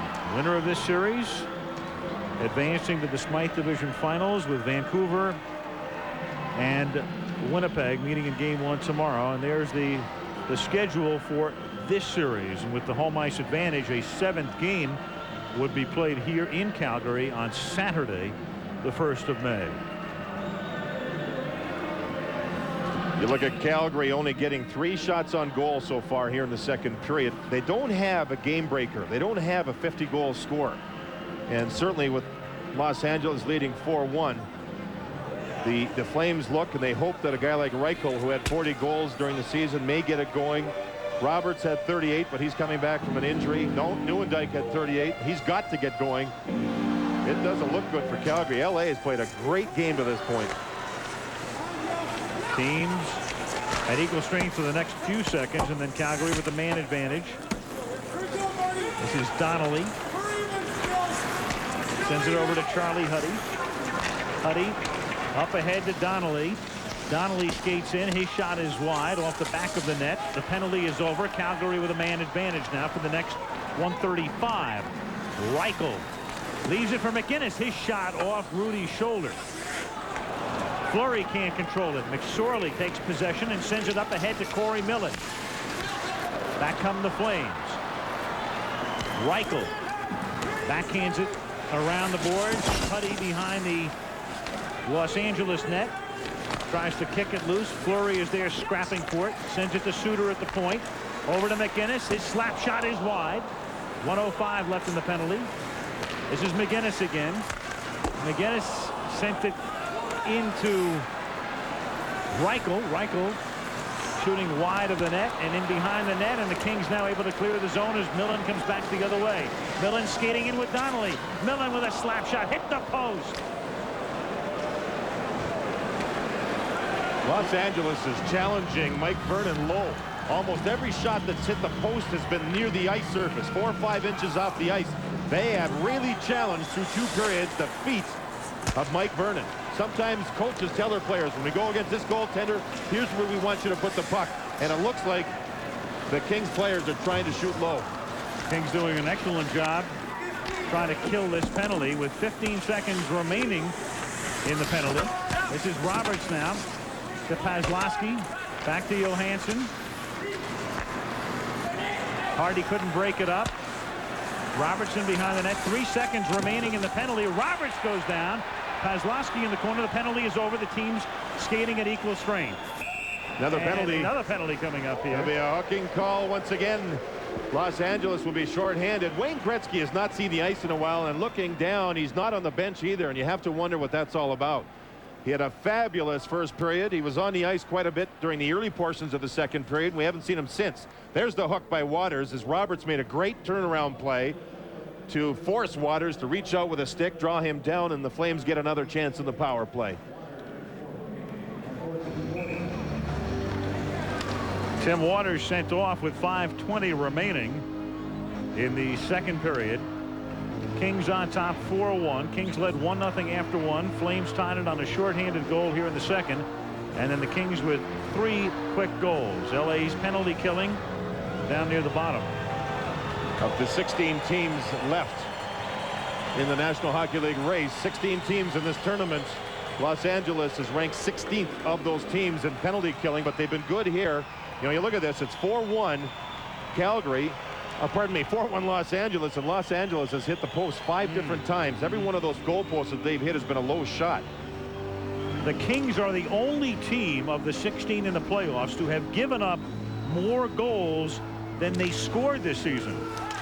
They gave up 2 more than they scored, which tells you a lot about the way LA normally plays. And that tells you why they call the playoffs a brand new season. Yes. Because you're seeing a different team on the ice right here. However, Gretzky is not around. We'll try and find out what the problem is. Kings able to clear the zone. Calgary with a man advantage with under 5 minutes to play now in the second period and 1:35 left on the penalty.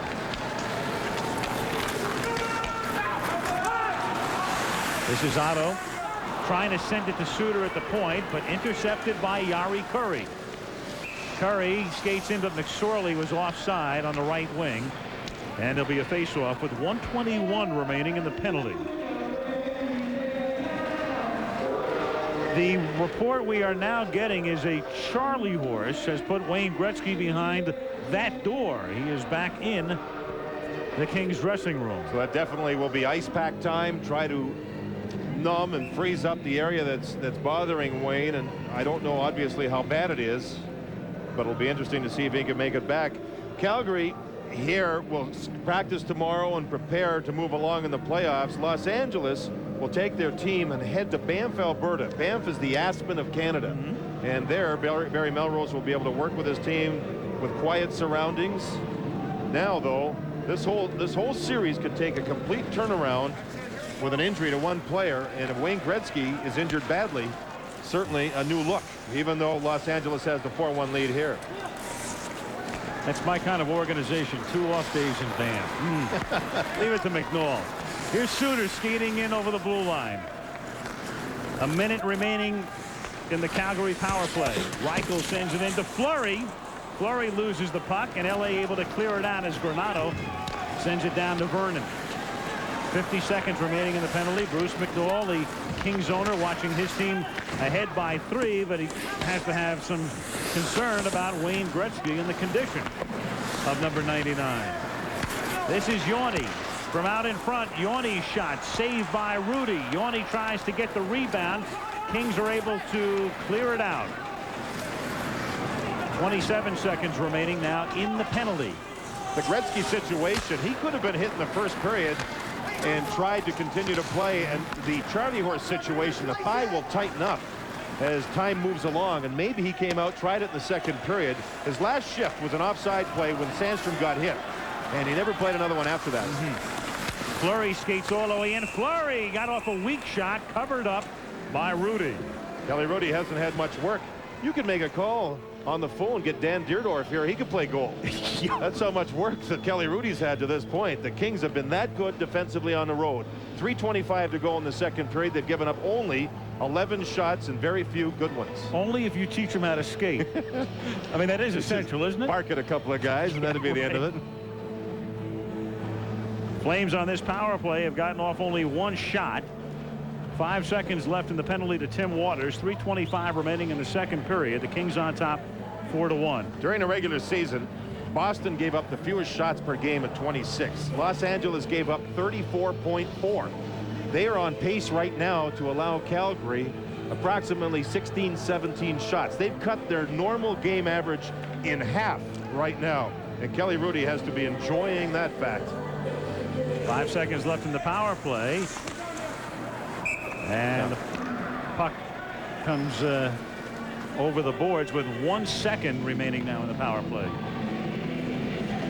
Here's a reminder for you that next Saturday, the Firestone Tournament of Champions. Great tournament, Akron, Ohio, with Chris Schenkel and Bo Burton, as always, calling the roll-by-roll. 3 o'clock Pacific time, and then the World Gymnastics Championships from Birmingham, England, featuring Shannon Miller and others next Saturday on Wide World. Power play is over. Teams are at equal strength. Rudy can't cover up. And it's Musil keeping it in. It is sent in by Stern. Blocked in front. McSorley can't clear it. Ashton controls over to Skrudland. Conacher staying with Skrudland behind the net. Huddy is there with Stern. Under 3 minutes to play now in the second period. And the Flames able to dig it out, but only momentarily. Now it's Stern. Checked by McSorley, and we've got another penalty coming up. A penalty coming up on McSorley as we've got a couple of scraps now breaking out. Marawelli signaling the penalty, so the Flames are going to have another opportunity. They were unable to take advantage of their last power play opportunity. Pat Conacher, who was raised here in Calgary, was awarded the unsung hero by his teammates during the last Los Angeles home game in this type of work. He's working Skrudland, a very aggressive forward. You see the battle in front. You see the sticks up. And there you know why Los Angeles has the 4-1 lead and why Pat Conacher is admired by his teammates. McSorley took a penalty. It's a Flames power play once again. Holding penalty. Kings lead 4-1. Suter can't keep it in. This is Fleury now. And Suter will go. Another penalty. Suter's going to go off. So the Flames, who need a power play goal to get back in it, to get them reignited, squander a man advantage, and it takes them only 12 seconds to do it. See Suter with the hook, yanks Corey Millen backwards, and this evens things up. The Calgary Flames have played a very sloppy game to this point. They've had no offensive flow. Their power play hasn't been good. They've been taking bad penalties all game long. Dave King talks about 3 things: penalty killing, and that's been pretty good for them. Discipline, it hasn't been visible at all. It's been awful. And defense, their team defense has not been very good either.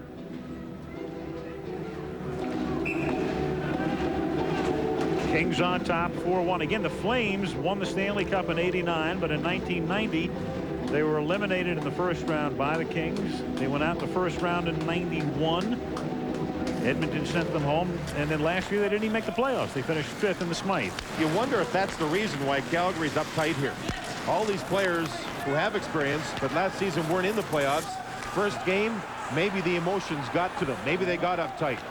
But they have been blitzed by the Kings. Yari Curry getting a lot more ice time now that Wayne Gretzky's gone with a thigh injury. He's playing center ice. He's killing penalties more. And that's a nice option to have. Team skating 4-on-4. Another penalty. And another penalty coming up. This time Al McInnes was hooked from behind. And we're seeing, in my mind, a lot of lazy penalties. Hooking penalties generally mean that players have stopped skating and reached out with their stick and pulled the player from behind. And you see McInnes going, you see the hook, the stick there from Sandstrom. So all of a sudden, from what was a 5-on-4 a few seconds later has become a 4-on-3.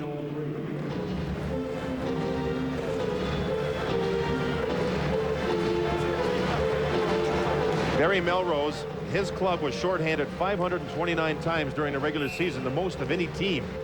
Little history for you. April 14th, 1990, one of the great wins in King history and one of the most agonizing losses in Flames history. Mike Krushelnyski scoring in overtime after the Flames thought they had won the game earlier on a disallowed goal by Doug Gilmour, and that sent the Flames home the year after they had won the Stanley Cup in the first round. So Sandstrom off for 2 minutes. McSorley in the box for another 116. And the Flames have Suter in the box for another 118. And Sandstrom just goes off for Los Angeles. So a 4-on-3 for Calgary for the next minute and 15 seconds. A backhander by Fleury. Loose in front, then covered up. And a stoppage with 1:51 left in the period. Again, we mentioned that Fleury had 100 points in the season. He squirted away from Curry off the face-off, chased down the puck. Now watch him chase the puck down, squirt right in behind everybody, and backhand the puck against the grain. And Kelly Hrudey had to reach out, make a good kick save, and then found a way to get the rebound. Again, good defensive checking by Jari Kurri on Nieuwendyk after Curry had lost the draw. Look at the headbutting right here. Curry and Otto, or pardon me, Nieuwendyk, they had their helmets butting one another. That's when the linesman just jumped in. I'll see if they butt again. No, and Nieuwendyk is thrown out of the circle. Now the much smaller Fleury goes in. I don't think you'll get any headbutting here. Fleury's not tall enough. But his abdomen. Yeah, but he gets his head underneath Curry's head. Curry won't be able to see the puck when it's dropped. And got a hand pass here. While this happens, seconds tick off, and because of the hand pass, the face-off comes outside the zone. The hand pass was by the offensive player in the defensive zone, which is against the rules. A defensive player in his own zone is allowed to do that. So the face-off goes back outside, and Calgary needs desperately to find a way to get some offense, and in particular, big shots by Al MacInnis, number 2, the defenseman. Flames skating 4-on-3 for the next minute.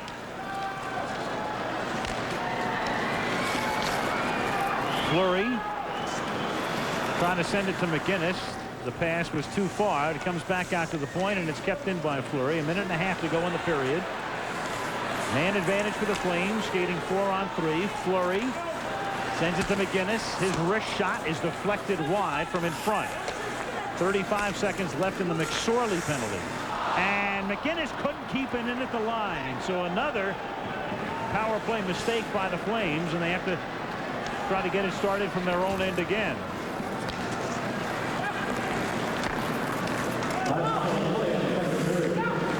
Reichel to Nieuwendyk, back out to the point now. MacInnis.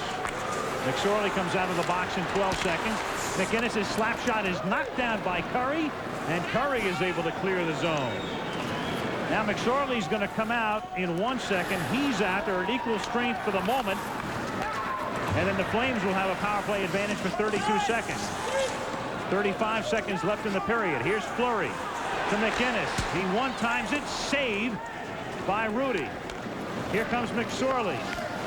Now the Flames with a man advantage again, skating 5-on-4 as Suter is out of the box and sent down into the Calgary end. 15 seconds remaining in the second period. So again, the Flames unable to take advantage of power play opportunities in the second period. Ranheim gets checked as he sends it in, and this will end the second period. A big one for the Kings, who outscore the Flames 3-1 in the second and lead 4-1 after 40 minutes of play. Hrudey has 12 saves and has allowed 1 goal through 2 periods. Vernon, meanwhile, with 13 saves, and he's allowed 4 goals through 2 periods of action. The LA Kings trying to go up 1-0 in this series, leading at the end of 2. It is 4-1 Los Angeles, and we'll return to the Olympic Saddle Dome in Calgary after this message and a word from your ABC station. against the LA Kings. The third period is straight ahead. But first, let's check elsewhere and show you scores and highlights from there. We'll start off in the Patrick division. The defending Stanley Cup champions 2 years in a row, the Pittsburgh Penguins, they looked like it today. Mario Lemieux takes the feed from Stevens, kicks it to his stick, and finds home with this one. Lemieux with a big day once again. 2 goals and 2 assists. Pittsburgh wins it easily. 6-3 is the final there. Yager with a goal and 2 assists as well. St. Louis and Chicago, that in the Norris division.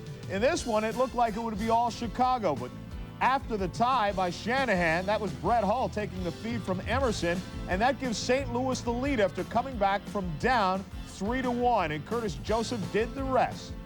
As the Hawks had their chances to tie this one, but Joseph stoned them, turns them away, and St. Louis comes up with the victory. 4-3 is the final. Ooh, could have been a penalty shot almost there. St. Louis winning over Chicago 4-3. They lead the series 1-0. Brian Noonan had the hat trick, first of his career, only 6 goals during the regular season. Not enough, though. And Brett Hull struggled against Chicago this year, but not on this day. Well, it was a different play. It's really not a play that we use all the time, but Nelson Emerson, he's got such tremendous speed, and Jeff Brown gave it to him from behind the net, and I just cleared the lane for him to go, and he took off, went all the way down behind their net and threw it out, and I just kind of found a seam, and it was right on my tape. Blues with a 1-0 lead, and the LA Kings are looking to do the same against the Calgary Flames. They lead after 2 periods of play. 4-1. Charlie Huddy, part of the onslaught LA poured on in the second period.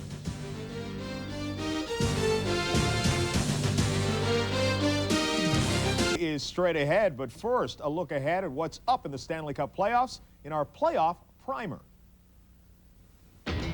The ultimate goal is to survive to raise the Stanley Cup, and later tonight and tomorrow, 10 more teams begin their quest to wrest the cup away from Mario Lemieux and the Penguins. In the Adams division, the Boston Bruins enter the playoffs, having won 19 of their final 23. They host the Buffalo Sabres, who haven't won a playoff series since '83, but boast one of hockey's most dynamic tandems in Pat LaFontaine and Alexander Mogilny.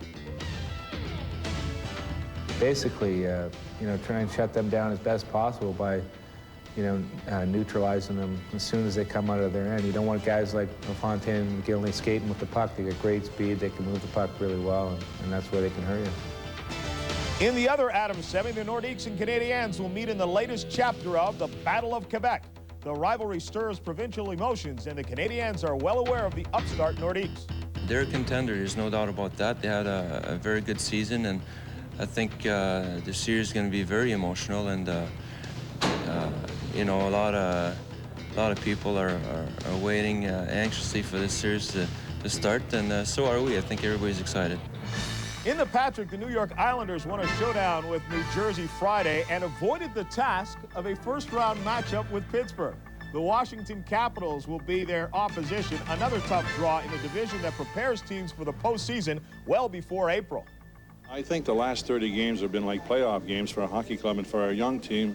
I think now the playoff games are not going to be a big difference for them because they've been under playoff situations for 30 games, so they've had their baptism under fire playoff-wise for the last 30 games, so that should help our club in the playoffs. To the Norris, where center Doug Gilmour has keyed a revived Toronto team with an MVP-type season. They'll take on the Detroit Red Wings and the brilliant superstar Steve Yzerman tomorrow night. The Wings are riding a 14-3 run heading into the playoffs and may be just peaking at the right time. I don't think there's any question we're in the best part of our year right now. We've done 9 of 10. We've had not only good wins, but real positive type play from a lot of important players on our team. I really feel good about the way the team has played. It's probably the best stretch without question over the last 3 years in Detroit. In the Smythe, the Vancouver Canucks and Pavel Bure repeated their first-place finish of a year ago and open up with Winnipeg Monday. The Jets feature rookie Teemu Selanne, who tied for the league lead in goals but managed only a pair against the Canucks. Our defensive game, when it's on, is very good, and that's a big factor in beating offensive teams such as Winnipeg. We've checked Selanne very well, and if we do play physical, maybe that takes him off his game a little bit because he's an exceptional skater and he's got some great puck handling skills, obviously, and he can put the puck in the net. Well, Pittsburgh has a win, St. Louis has a win, and the LA Kings trying to become the third team to take a 1-0 lead. We'll find out. We'll get to the third period in just a moment. Al Michaels, John Davidson back in Calgary. Mark Jones will join us in a minute with an update on Wayne Gretzky's condition. At the end of the second period, the Kings lead 4-1, and this is the first game of the Smythe Division semifinals. And for Los Angeles, they took the lead just 16 seconds into the game on a goal by Daryl Sador, the 20-year-old rookie, making it 1-0. That was all the scoring in the first period. In the second period, Calgary tied the game on a shorthanded goal by Gary Suter, but that was followed by a Jimmy Carson goal just seconds later to put LA on top 2-1. And then just a few seconds after that, Charlie Huddy made it 3-1. And at the 6:36 mark, Marty McSorley made it 4-1. So it's 4-1 LA, end of 2. Let's get a report on Wayne Gretzky from Mark Jones. Mark? All right, Al, just a few moments ago, Kings officials told me that Wayne Gretzky has suffered a Charlie horse, a thigh injury on his right leg. He has his equipment off. He will not be returning today. His injury status is listed as day-to-day. They have until Wednesday for him to heal. Bruce McNall got the news just a few moments ago, kind of shook his head and frowned a little bit, but despite the bad news, the mood of the team still very much upbeat after 2 strong periods of play. Back to you. Thank you, Mark. And Wayne looked very good in the first period. Bruce McNall, the owner, Roy Malacher, the president of the team. Interesting, we have 5 goals in the game, John. 4 of them scored by defensemen. That, to me, tells me that the Calgary players, their best offensive players, have been stymied by the LA Kings' good team defense. I think Calgary is trying too hard to be the aggressive team. They put themselves in the penalty box a number of times, and their players, who are generally skilled players, are going out of their way to take the body. And when you do that, it throws the whole rhythm of your team right out the window. Los Angeles has controlled 2 periods beautifully. And the Flames have not looked good on their power play opportunities. Kelly Hrudey, meanwhile, has played well. He hasn't made any spectacular saves necessarily, but he has stopped all but 1 shot. He has 12 saves, and again, that was one of the key storylines coming into the playoffs. Who would be the LA goalie? And if you joined us late, Rob Stauber hasn't even dressed. Rick Knickel, the 33-year-old longtime minor leaguer who came up in February, is dressed as the number 2 goalie. 4-1 as the third period begins. This is Ashton, back of the LA net. Now it's Otto. Otto checked by Conacher. Boy, Conacher doing a beautiful job, and Huddy sends it around the boards after the point. McGinnis's shot is deflected off to the right. Conacher scrapping for it. Now Sador gets a hold of it, and it's sent down the ice by Reichel. And we will have an icing call here in a face-off in front of Kelly Hrudey. As far as the Gretzky injury goes, he was hit during the first period, but from what I understand, he doesn't remember when or how. He felt the leg tighten up, came out for the second period after sitting down during the intermission, tried a few shifts, and then the leg tightened up. And I remember seeing the coach talk to Gretzky after his last shift, and Gretzky shaking his head, and that was the last shift we saw. One big break for the Kings. Normally they play every other day in the playoffs, but because of us, because of ABC, this game was moved from Monday to today to Sunday, so Gretzky has an extra day to recover. Game 2 here on Wednesday. Defensively, Nieuwendyk, 38 goals in the season, no shots. You've got Roberts, 38 goals in the season, 1 shot. Reichel, 40 goals, 1 shot. And this shot, not from a forward, but by a defenseman, Dahl. And Kelly Hrudey's been sharp, hasn't allowed many rebounds. And when you get the catching glove going like he just did there, you can squeeze the puck and allow your team to set up for another face-off. Al, the Kings are not a good face-off team. We talked about it earlier, and you can see that was evidence right there as Nieuwendyk helped win the draw for the shot. That's one weakness more than maybe any other one that the Kings have. They just don't win many face-offs. Don't win this one either. And Paslowski's shot saved by Hrudey, and back it comes to center ice and all the way down into the Calgary end. Vernon tried to get it to Suter, but it's taken away and out in front. Granato's shot, a save and a rebound, they score. Corey Millen puts it in.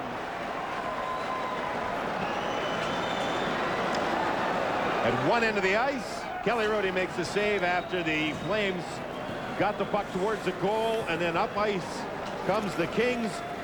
Vernon had some trouble with the puck and never recovered as a team. did the Flames. Man, I can't believe the Flames standing around not taking bodies. Look at all the white jerseys looking at the puck, trying to find it, and no one taking any of the dark jerseys and knocking them down. So Millen just strides right in, bang, in behind Vernon. 5-1 early in the third period. 5-1, and LA's been without Gretzky for more than a period. Rob Blake, as we mentioned before, perhaps their best defenseman, not in uniform today. The Kings hope to have him back by Game 3 on Friday, and a mock cheer for Vernon on the save here. So Millen scoring. Granato and Donnelly get the assists at 1:06 of the third period, and a very quiet crowd. Even those two guys are pretty well. You don't want to be too noisy in amongst the sea of red, but a couple of happy guys right there in McNall and Malacca watching their team lead by 4. You know, they don't look very happy. The Kings should win this one, and in turn, having the extra day off, having the 1-0 lead, if they hang on to win this thing, they will not have to force their best players to get back if they do have the injuries. This might buy time for Rob Blake to sit out an extra game, or Gretzky if he has to, knowing that the Kings were able to get into Calgary and get themselves the first win, if they indeed do. Flames on the attack, but the Kings able to clear the zone as Sandstrom sends it all the way down the ice.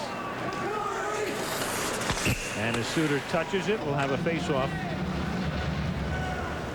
in the face-off circle in front of Kelly Rudy. A look at the Kings bench with Granato and Corey Millen. And a reminder, for those of you on the West Coast, the world's top drivers hit the streets of Southern California. The Toyota Grand Prix of Long Beach coming up following the hockey game.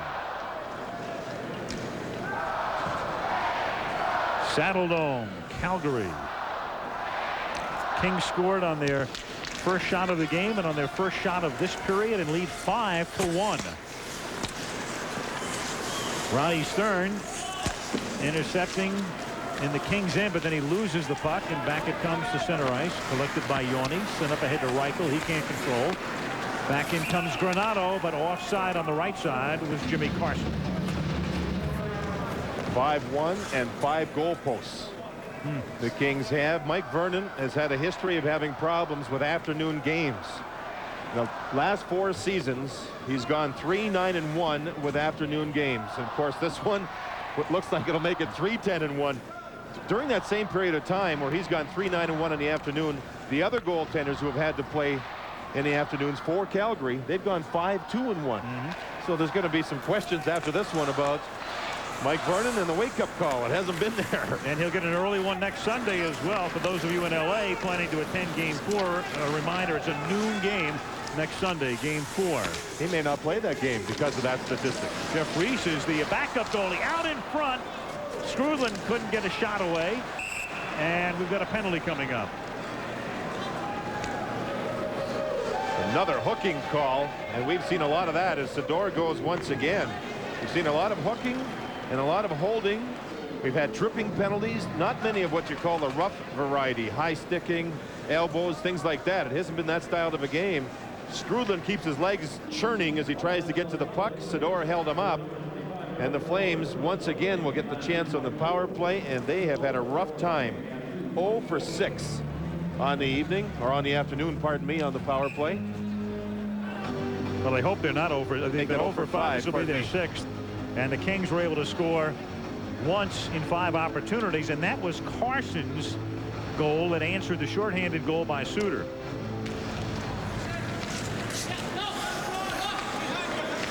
Now McGinnis.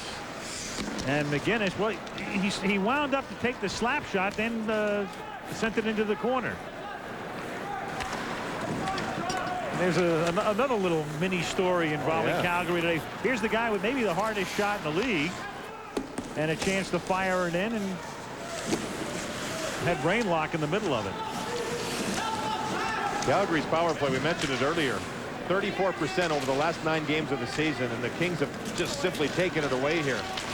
Absolutely taken it away. Their penalty killers have been aggressive. They've stopped Calgary from setting up any set plays in the power play, and they've kept Al McInnes real quiet. Frank Nucille. When you see Calgary on a power play and you see Berube playing on the power play, you know that there's a change of strategy. He now goes to the bench, but he's not normally a power play player.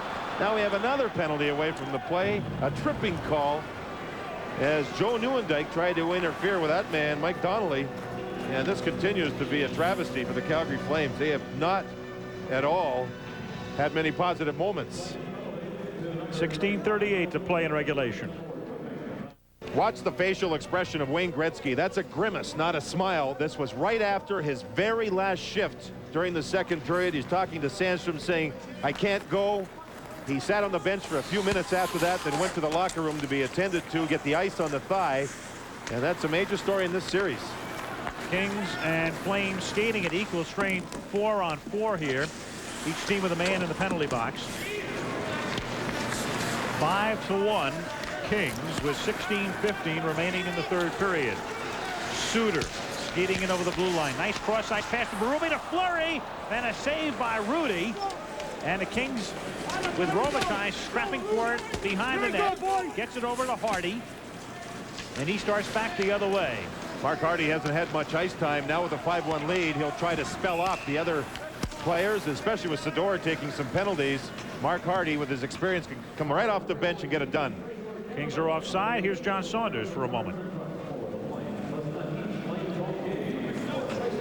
Has not headed to Kansas City. According to ABC Radio, he met this weekend with the brass of the 49ers and has decided to rescind his request for a trade. They say he will get a chance to compete for the #1 job with Steve Young. Montana is sticking with the 49ers. Back to you. Well, very interesting information, John. Joe Montana apparently to compete for the #1 job. A penny for Steve Young's thoughts right now? How about $100, John? The grass is green in San Francisco, huh? Here, the team skating 4-on-4. In another 5 seconds, the Kings will have a man advantage as Otto leaves it, and Calgary scores. Otto got it over to Dahlquist, who puts it by Rudy. Well, if the forwards can't score, the defensemen will try and get it done. 4-on-4 action. Generally, you see lots of offense.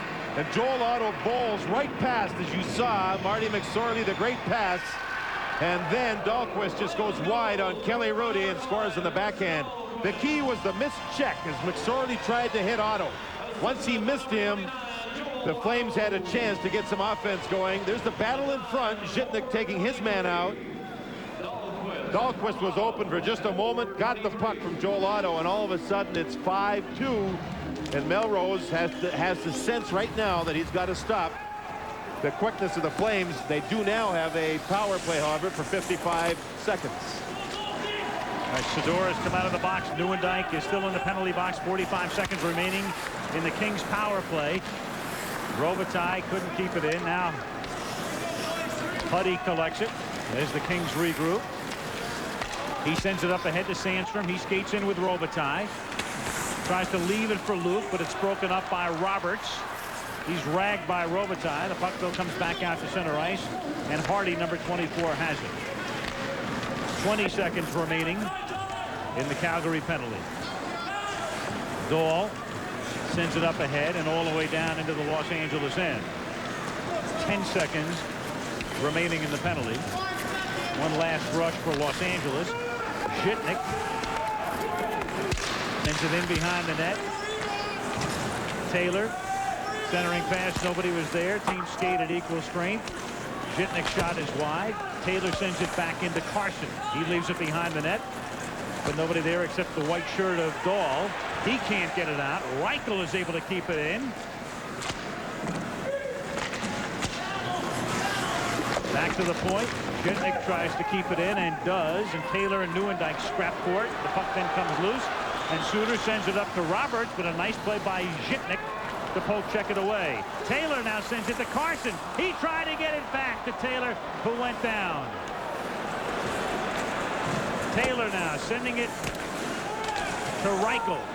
Reichel checked into the boards by Fleury, and a penalty. And Reichel's getting up thinking that he wants to get it Fleury. Fleury hit Reichel from behind. It was Carson who moved in on the partial breakaway. Very unselfish. Did not shoot the puck. Tried to move it across to Reichel. Fleury was coming back and saved what would have been a goal against his team. He, however, got very aggressive later, threw a hit into Reichel from behind. And that is one of the real no-nos in hockey, hitting an opposition player into the boards, generally because they cannot defend themselves. And Reichel's head went right into the glass and boards, and you can see he's having trouble with an injury. This could be a major penalty if Marawelli, the referee, said there's an injury on the play. Now, watch Carson. He could shoot here. This is a breakaway. Decides to make the pass, and watch Reichel get hooked there by Fleury. Great defensive play. Now, just moments later, you'll see the hit from behind by Fleury, and this is a mean, crushing blow, forcing with the elbow into the back of the head of Reichel, jamming it into the boards, and that could be a major, it could be a minor. 5-minute major is apparently imminent. This buys time for Los Angeles. It's a 5-minute penalty by looking at the scoreboard, and this buys time for Los Angeles to not allow Calgary any scoring chances. You can see the mark on the forehead of Reichel as he had his head just simply jammed into the boards. Boarding is the call. It's a 5-minute major.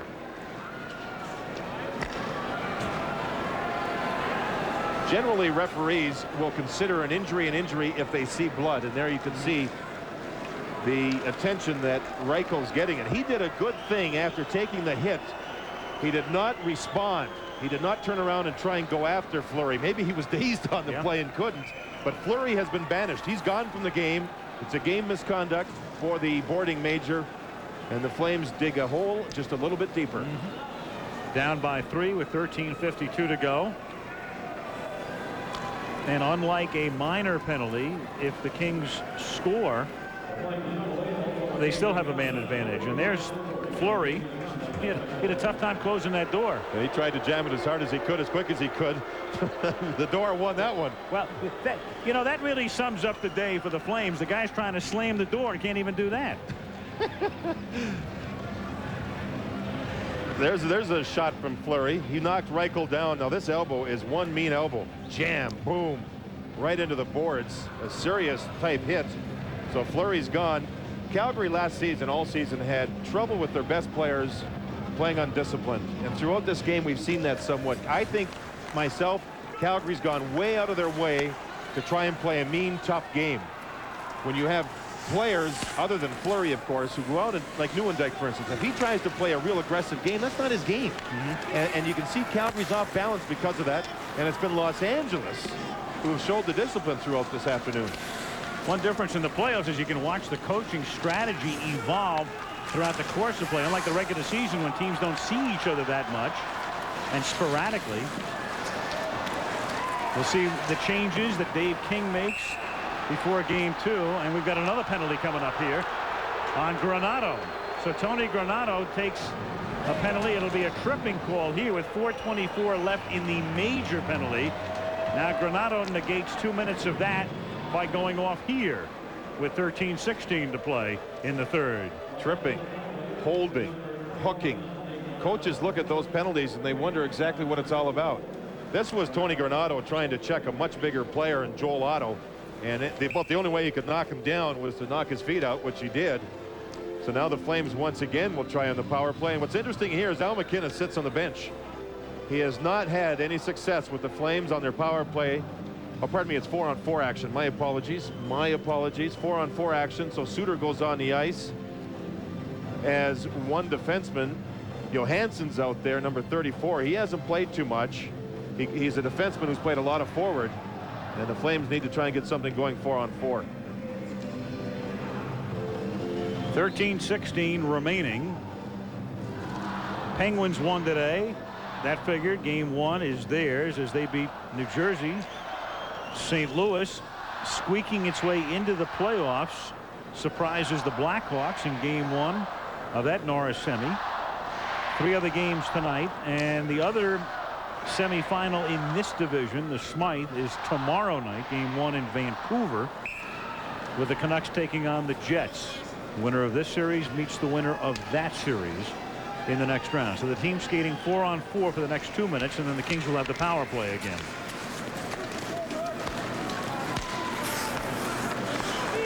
This is Johansson with a lot of open ice to Paslowski.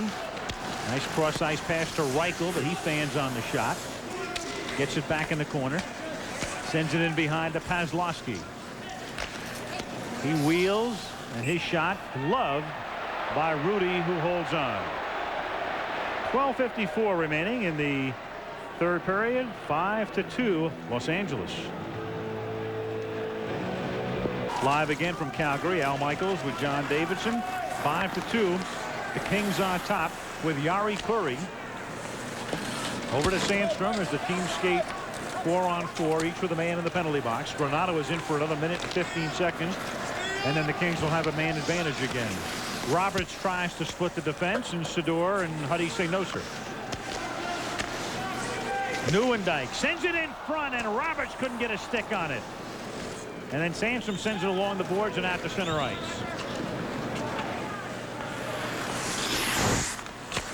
Johansson to Suter.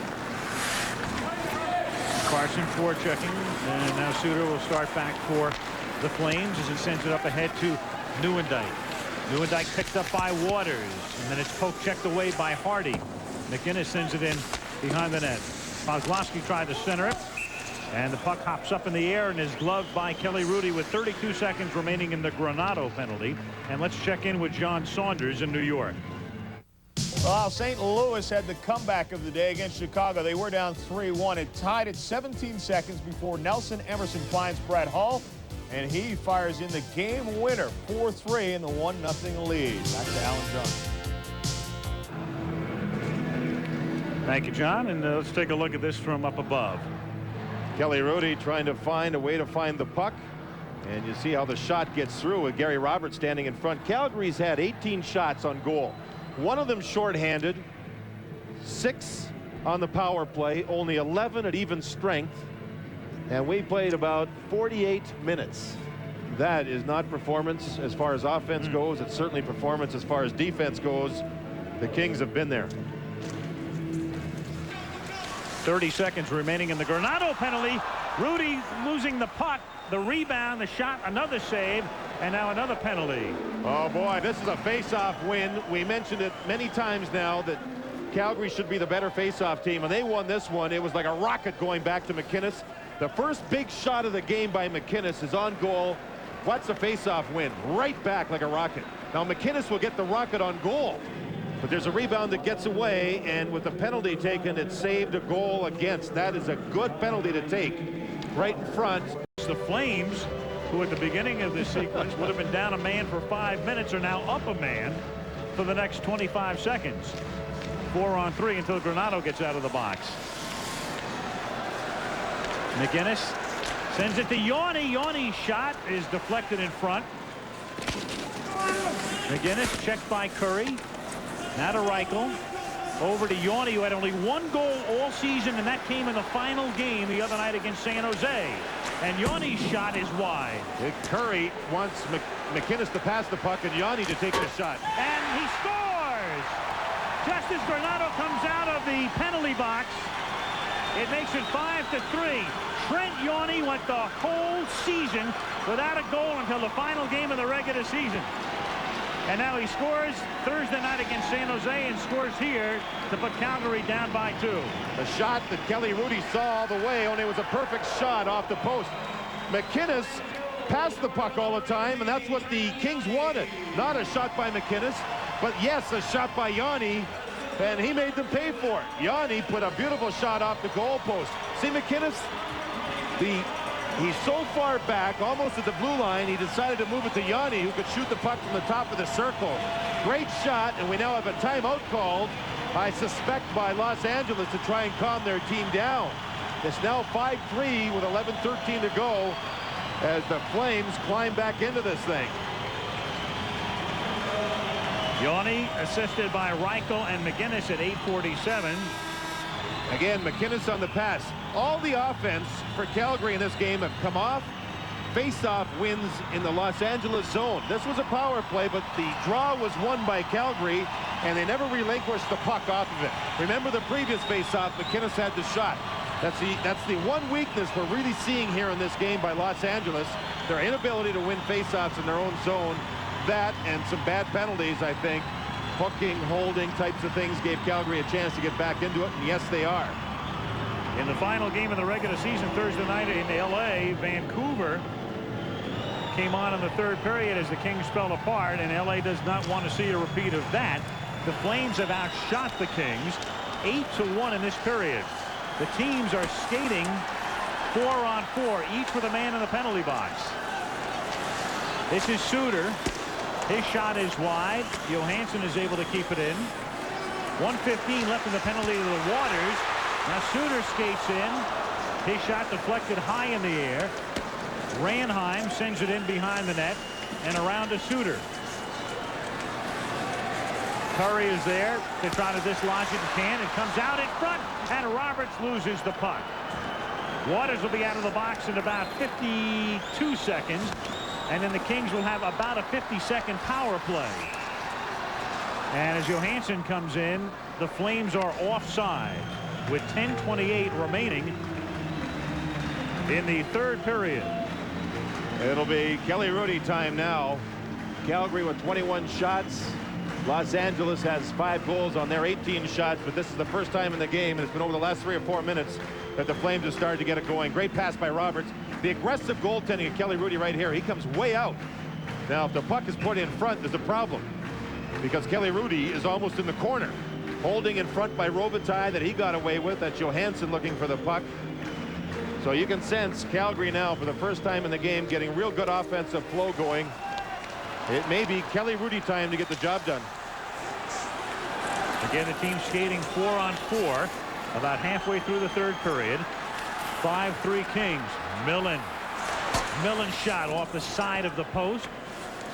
Yoni tries to collect it. Gets shoved away by Donnelly, who feeds Millen, and Millen's shot off the netting. And another penalty coming up. Al McInnes just flung Corey Millen down to the ice. Corey Millen with a great shift. His team needed something, and this may be the key. He got the puck, skated into the zone 2-on-2, and nearly scored a goal himself, set up another scoring chance, and forced Al McInnes to throw him down to the ice and take a penalty. You see, Mike Vernon has a shot that goes wide. Millen's already knocked down, but he'll get up, find the puck. You'll see it right in behind the net. Donnelly's there. Millen finds the puck. Scoring chance that missed.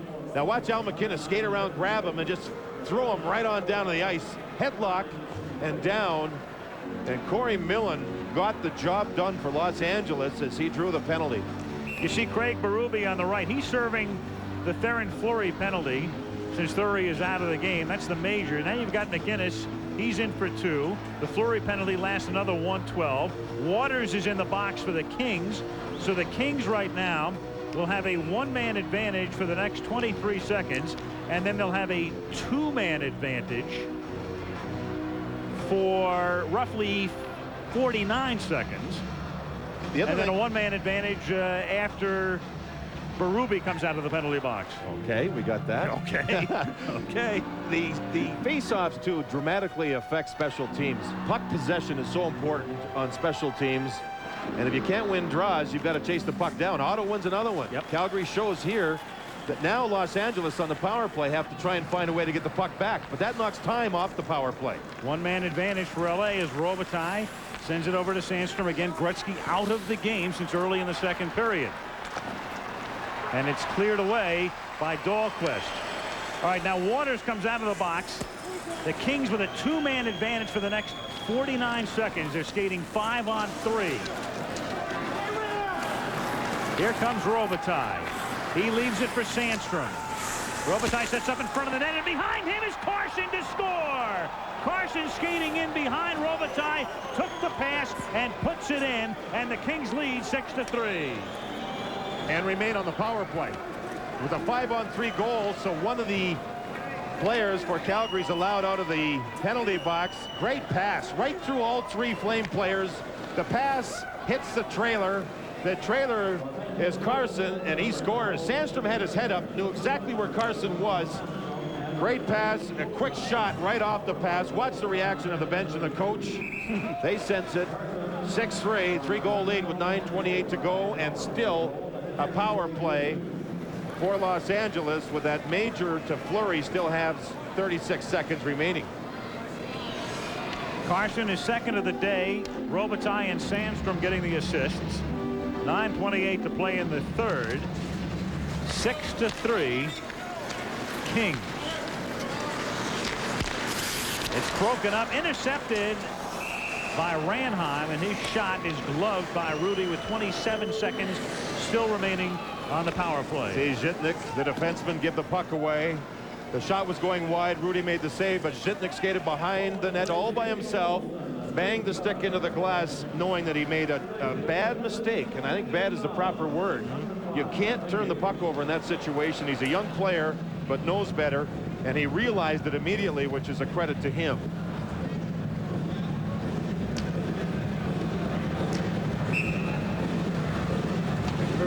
.919 remaining in the third period. 27 seconds left in the major penalty to Fleury being served by Berube.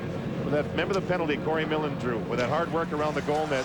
McInnes in the box, 5-on-3, and Los Angeles scored the goal to give themselves that 3-goal lead once again. That was just a hard-nosed good play by Corey Millen.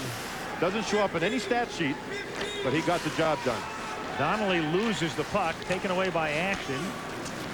The Kings then send it back to center ice as Granato.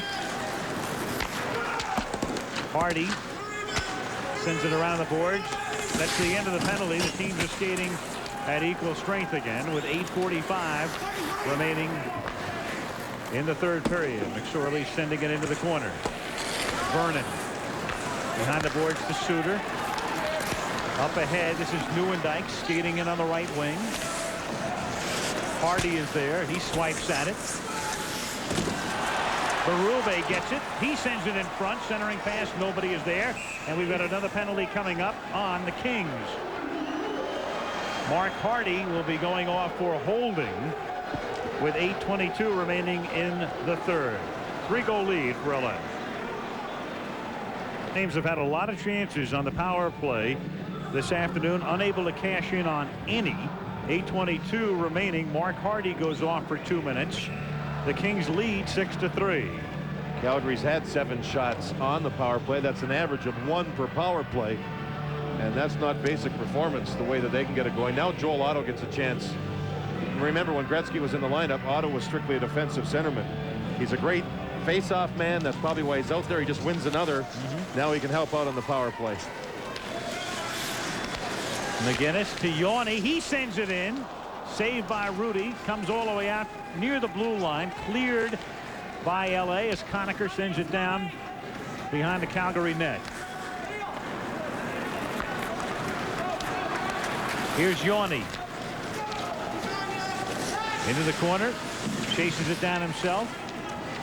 Berube to McInnes. Now Reichel. Reichel back out to the point. Now McInnes sends it back to Reichel. McInnes shot saved by Rudy. Sends it off into the corner. Now Roberts to Reichel with 1:10 remaining in the Flames power play. Here's Reichel. He sends it in front, and the shot by Otto was wide. He had Otto set up in front, and Otto couldn't connect. The Otto can win draws, but when he gets scoring chances, he does not have the scoring hands that Nieuwendyk has. And if that was Nieuwendyk, it might have been a goal. Credit Charlie Huddy, the defenseman. He helped Joel Otto by pushing at his stick, forcing the shot wide. Icing call here. Meanwhile, let's go to Mark Jones, who's with Bruce McNall. Go ahead, Mark. Bruce, just a few moments ago, you spoke with Wayne. What did he have to say about the severity of his injury? It wasn't too bad, he didn't think. Again, they'll know a lot more tomorrow after he's had a little rest on it, but he thinks it'll be okay to go on Wednesday. He will be able to play then? I'm not the doctor yet, or Wayne, but I think he'll be able to go, I think. It doesn't seem to be too bad, he said right now. Tough for you as the owner to watch one of your most prized investments suffer like that? Well, it doesn't make you feel any better, that's for sure. When I saw him, he wasn't on the ice, but, you know, that's part of the game, and he'll be fine. All right, Wayne Gretzky's spirits good, guys. Back to you. Okay, thank you, Mark. And as we mentioned before, Gretzky will have the extra day with Game 2 to be played here on Wednesday night. Kings have a fellow by the name of Jürgen Metz. He does a lot of the massaging, and Gretzky will be getting a lot of that. Ice, probably many different times the rest of the day and tonight to try and calm the area down. And then when he wakes up tomorrow and he takes that first step, I think everybody will know exactly how tight it is, and they'll get a good read on the injury. Shot sent in on Vernon, who leaves it behind the net. Time for one final rush for the Flames on this power play before Hardy comes out of the box. Here's Suter speeding in over the blue line. In behind the net. Kozlowski scrapping for it, but has it taken away. Johansson keeps it in. His shot is deflected. And the teams are now at equal strength again. Mark Hardy is out of the box, and it's Hardy who can't post check it away from Johansson, but he does ride him out of the play, pins him against the boards. The puck is still loose. And finally a whistle for Maruelli with 6:04 remaining in the third period, and the Kings leading 6-3. Visa storyline, such as it is, Kings with 3 goals in a 3:23 span of the second after the game was tied 1-1. Gretzky with a Charlie horse leaving the game in the second period, and it's day to day. We'll have to wait and see. Jimmy Carson with 2 goals, including the one that put LA on top 2-1. And the Flames have been inept on the power play, 0 for 8 with very few shots. 8 average again, 1 per power play. Excellent, excellent penalty killing by Los Angeles. They've gotten steady goaltending from Kelly Rudy, but 0 for 8 is a big story against this power play that was red hot throughout the end of the season. And when you combine that fact with the fact that the 16 teams in the Stanley Cup tournament, Los Angeles had the worst ranked penalty killing unit, 16th of the 16. It's been a great story for them. Here's Millen skating and gets off a backhander, saved by Vernon. Donnelly, this line is a lot of fun to watch. Donnelly and Granato and Millen, and they've done a tremendous job. You remember Corey Millen from the '88 Olympics right here. He was a captain. And the '84 team as well, and Granato played on the '88 team. He was the captain of Team USA as they battled in the Olympics. Here comes Granato. He tried to get it over to Donnelly, but the pass was behind him. And here is Musil, who had Olympic experience himself with the former Czechoslovakia, now the Czech Republic. Conacher can't control at center ice. It's taken there by McGinnis. And now Hardy for the Kings. Sends it over to McSorley, who led the league in penalty minutes this year. Marty spent 399 minutes in the box. That is 6 hours and 39 minutes. Here's Ranheim. Now that's hockey, isn't it? Sending it wide, yeah. Poor Marty, though. He's a great, if you know him, he's a terrific guy, very involved in the community, and he really had a great year offensively. He did.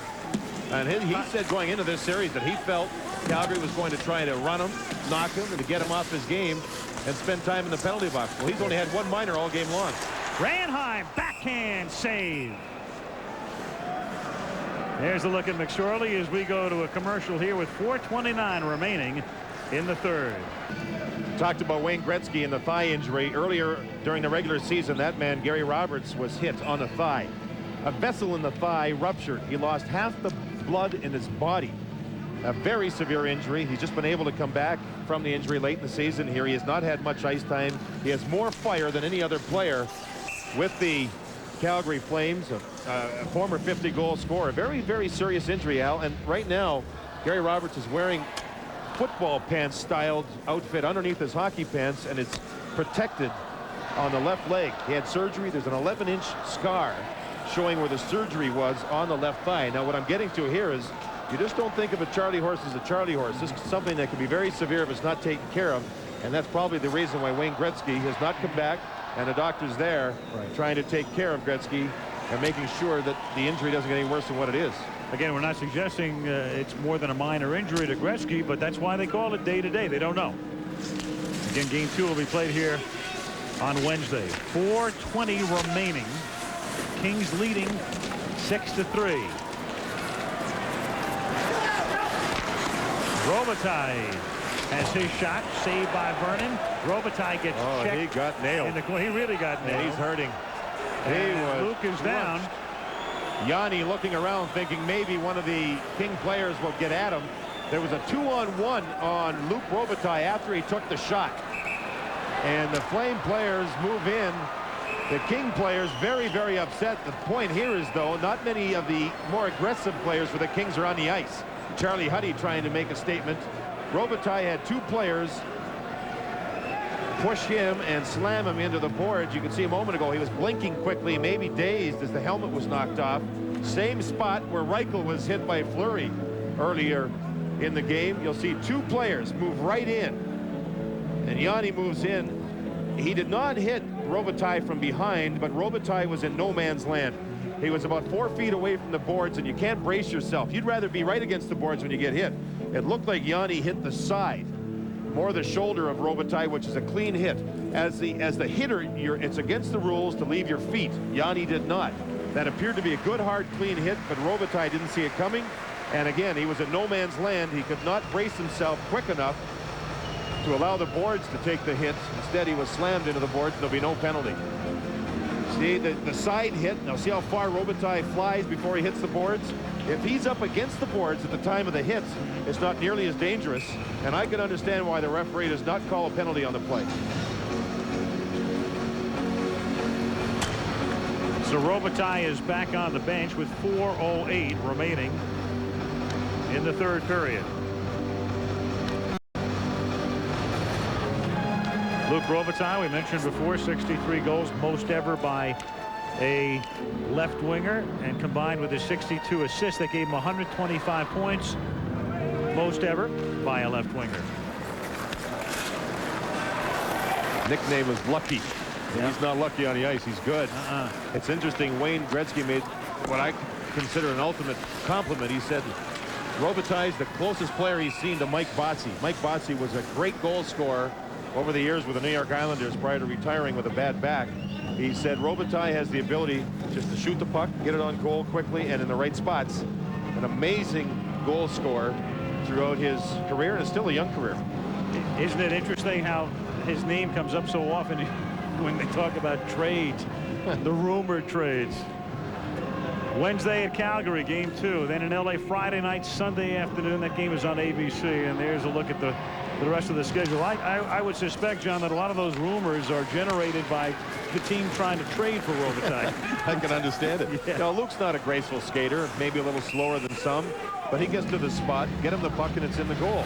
Oh, Ronnie Stern just skated over and flattened somebody. Now Berube's after him as Calgary has the aggressive players on the ice. They went after Shuchuk, and Stern will go. Now he goes over and tries to get McSorley going. The Flames have lost their cool. They're trying to make a statement. Stern throws a punch. This is getting to the point where it's ridiculous.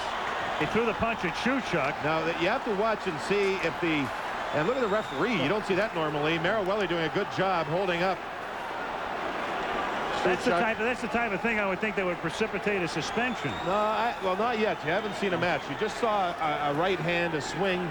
If it's a stick foul or something on those lines, you'd see it. But it's Calgary's frustration showing here.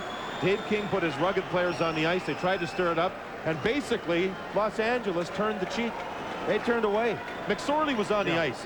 He could drop the gloves and go with anybody, but he stayed away from it. Look at Curry rubbing the back of Shuchuk, knowing that he got it done. The Kings have been a disciplined team. Melrose is under control as the coach. And Calgary, down 3 goals with 3:43 to go, are in a position where they're thinking ahead, trying to make a statement that they're not going to lie down. Watch game 2. We'll be back, but it's hurting them. Well, it goes back to what we talked about at the beginning. In a way, this game is being played paradoxically. You think of the Kings as being freewheeling, totally offensive-minded, a little lackluster defensively. That man's team, Dave King's Flames, tactically sound, fundamentally sound, and yet it's the Kings who are playing the way you'd think the Flames would play, and vice versa. I'm glad you explained that. When you use words bigger than marmalade, I have a problem. Get out the Scrabble board.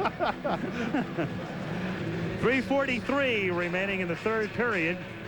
Kings on top 6-3 as we run past the top of the hour. As soon as this one is over, we will go right to Long Beach for the Long Beach Toyota Grand Prix, and there it is coming up next here on ABC Sports. Kings on top 6-3. They led 1-0 after one.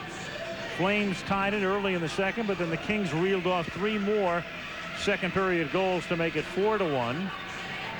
Flames tried to get back in it when it was 5-3, but Carson's second goal of the game made it 6-3, and that's where we're at right now. You will often see teams who are in a position that they will lose a game. They will try to be aggressive. They will try to intimidate. And they will try to make the winning team think about the next game. This is the beginning of what could be 7 nasty, grueling games. And generally the games get tougher as series move along. But Los Angeles certainly has been the more mature team, I think would be the proper word, during this afternoon's action. 2 minutes for cross-checking, 4 minutes for roughing, and a 10-minute misconduct at 16-17. You heard the tail end of the announcement in regard to Ronnie Stern. Skrudland's also going off for 2 minutes. When you see the penalty minutes here, you'll understand that Dan Marawelli's done a nice job. He gave Skrudland the 2 minutes, 6 minutes to Stern. So Calgary is going to run out the clock shorthanded. Dan Marawelli's done a nice job, I think, keeping this game under control. He's let them go a little bit, and he's made the calls. And the aggressiveness of the Flames certainly has not worked. Well, Stern gets 3 minors and a misconduct. But what does it matter at this point? What's the record for most penalty minutes? We talked about McSorley, 399 this year. Dave Schultz, 472 for the Flyers. If Marty wanted to, he could run out and get that record. Marty had 91 minutes in 7 games against Calgary during the regular season series. And again, he's only had the 1 minor in this game. And it just tells you about what he told us. He's going to try and be smart, not sit in the penalty box. Now, it would be interesting to see what would happen if it was 6-3 in favor of Calgary. Would Los Angeles be the team out there trying to make a statement for the next game? I think so. That's just how it works. Late in games, Calgary still needs another player. Johansson now skates across to the penalty box. That's why the door is open. Look at the difference. Look at the difference. 51-20 in minutes, 16-9 in penalties.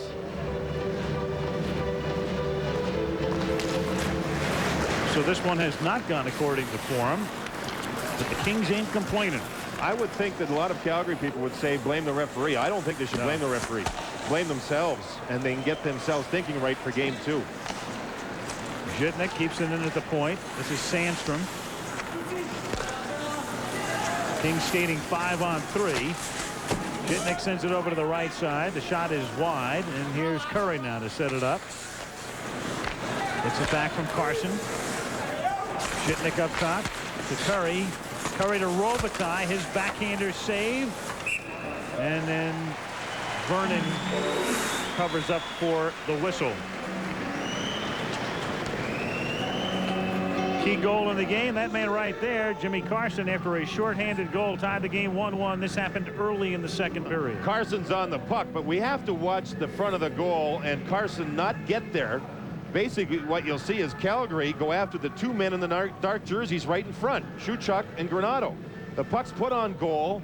The 2 players for LA are knocked down now. If we stop, see how they're all paying attention in here. Even this man is. Carson comes from the outside, pulls the puck out, just jams it in. Big goal for Los Angeles, and it showed how Calgary hasn't taken care of business with men away from the puck. Kings 2-man advantage as McSorley feeds Curry. And Marty gets it back.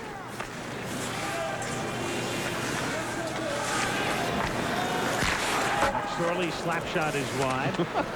Robitaille looked back at McSorley and said, what was that? It was a shot that whizzed right by his ear. Yeah, what's going on down there? McSorley on the right side to Robitaille. 50 seconds left in the 2-man advantage. Sandstrom back out to McSorley.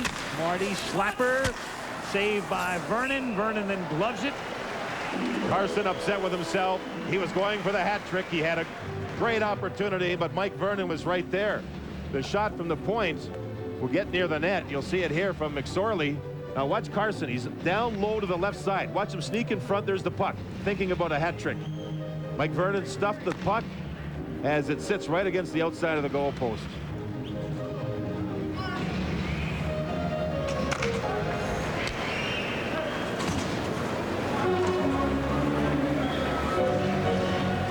Whistle with 2:24 remaining. 41 seconds left in the 2-man advantage. And then the Kings will have a 1-man advantage the rest of the way.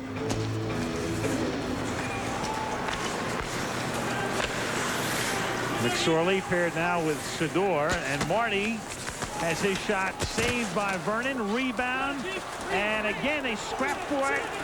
And Donnelly, the goal light has gone on. The light is on, but Marawali did not signal a goal. Here's McSorley, and he has it redirected through the crease. Donnelly back of the net to Sador, back to McSorley again. 5-on-3, and Dahlquist doesn't have a stick. Calgary's in trouble. Yep. McSorley has it deflected out to Sador.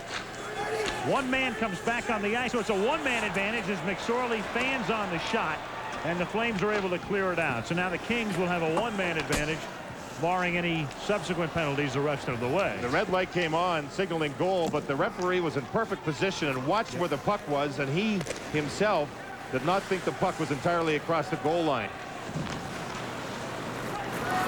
Now Musil with 1 minute and 20 seconds remaining. Sends it in behind the net. Chased down by Millen. Zhitnik. Now Donnelly. Donnelly skates in with Conacher. Tries to get a back pass to Conacher. Conacher now behind the net. He gets checked by McInnes. It comes out to Zhitnik at the blue line. To Donnelly. Donnelly with a nice pass. Huddy's shot is deflected wide. And Dave Taylor comes away from the puck in the waning seconds of what will be a King victory in Game 1, and will give the Kings home ice advantage. Zhitnik's backhander to Donnelly. Donnelly tried to send it over to Conacher, and it was deflected. So home ice advantage will now belong to the Kings, and that's all it takes to turn home ice advantage around. You win 1 of 2 on the road. And really puts the pressure on Calgary as Los Angeles is called for icing. Calgary has to win Game 2, or they could be in big trouble going to Los Angeles for 2 games.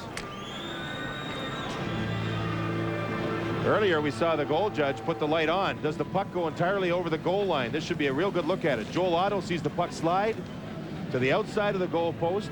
The goal stick is there from Mike Vernon. The puck is on top of his goal stick, but not over the goal line, I don't believe. Marawali has a perfect view of it, does a nice job. Great job by Marawali as he looks at it in perfect position, and that's the primary job of the referee, to get into position to make these calls. Now, we've had a stoppage here. We now have the first stoppage since that play, and Marawali has gone over to the penalty box, and they are reviewing it from upstairs. The instant replay goal judge is checking it out. He will reaffirm or make his own decision as to what the play was. He's on the phone, too, with the goal judge, wondering why the light went on, if indeed the puck didn't cross the goal line. If they're seeing what we're seeing, and that's what they have access to, I don't think there's enough there to overrule. You can go to video replay for 7 or make that 6 different reasons, and one of them is whether or not the puck goes entirely over the goal line. Marawali was in good position. It was checked out with a goal judge and upstairs with video replay, and it's termed no goal. They have to wait, Al, until the first stoppage. And if indeed it was a goal, they would put all that time back on the clock and allow the goal to stand. And that was about a good 90 to 100 seconds worth. So the clock winds down. This one belongs to the Kings, and they do it without Blake. They do it with Gretzky missing, in effect, 2 periods. And they take home ice advantage away from Calgary. Kings take the lead in the series as they beat the Flames in Game 1, 6-3. That's it from the Saddle Dome. Al Michaels, John Davidson, Mark Jones saying so long from Calgary, Alberta.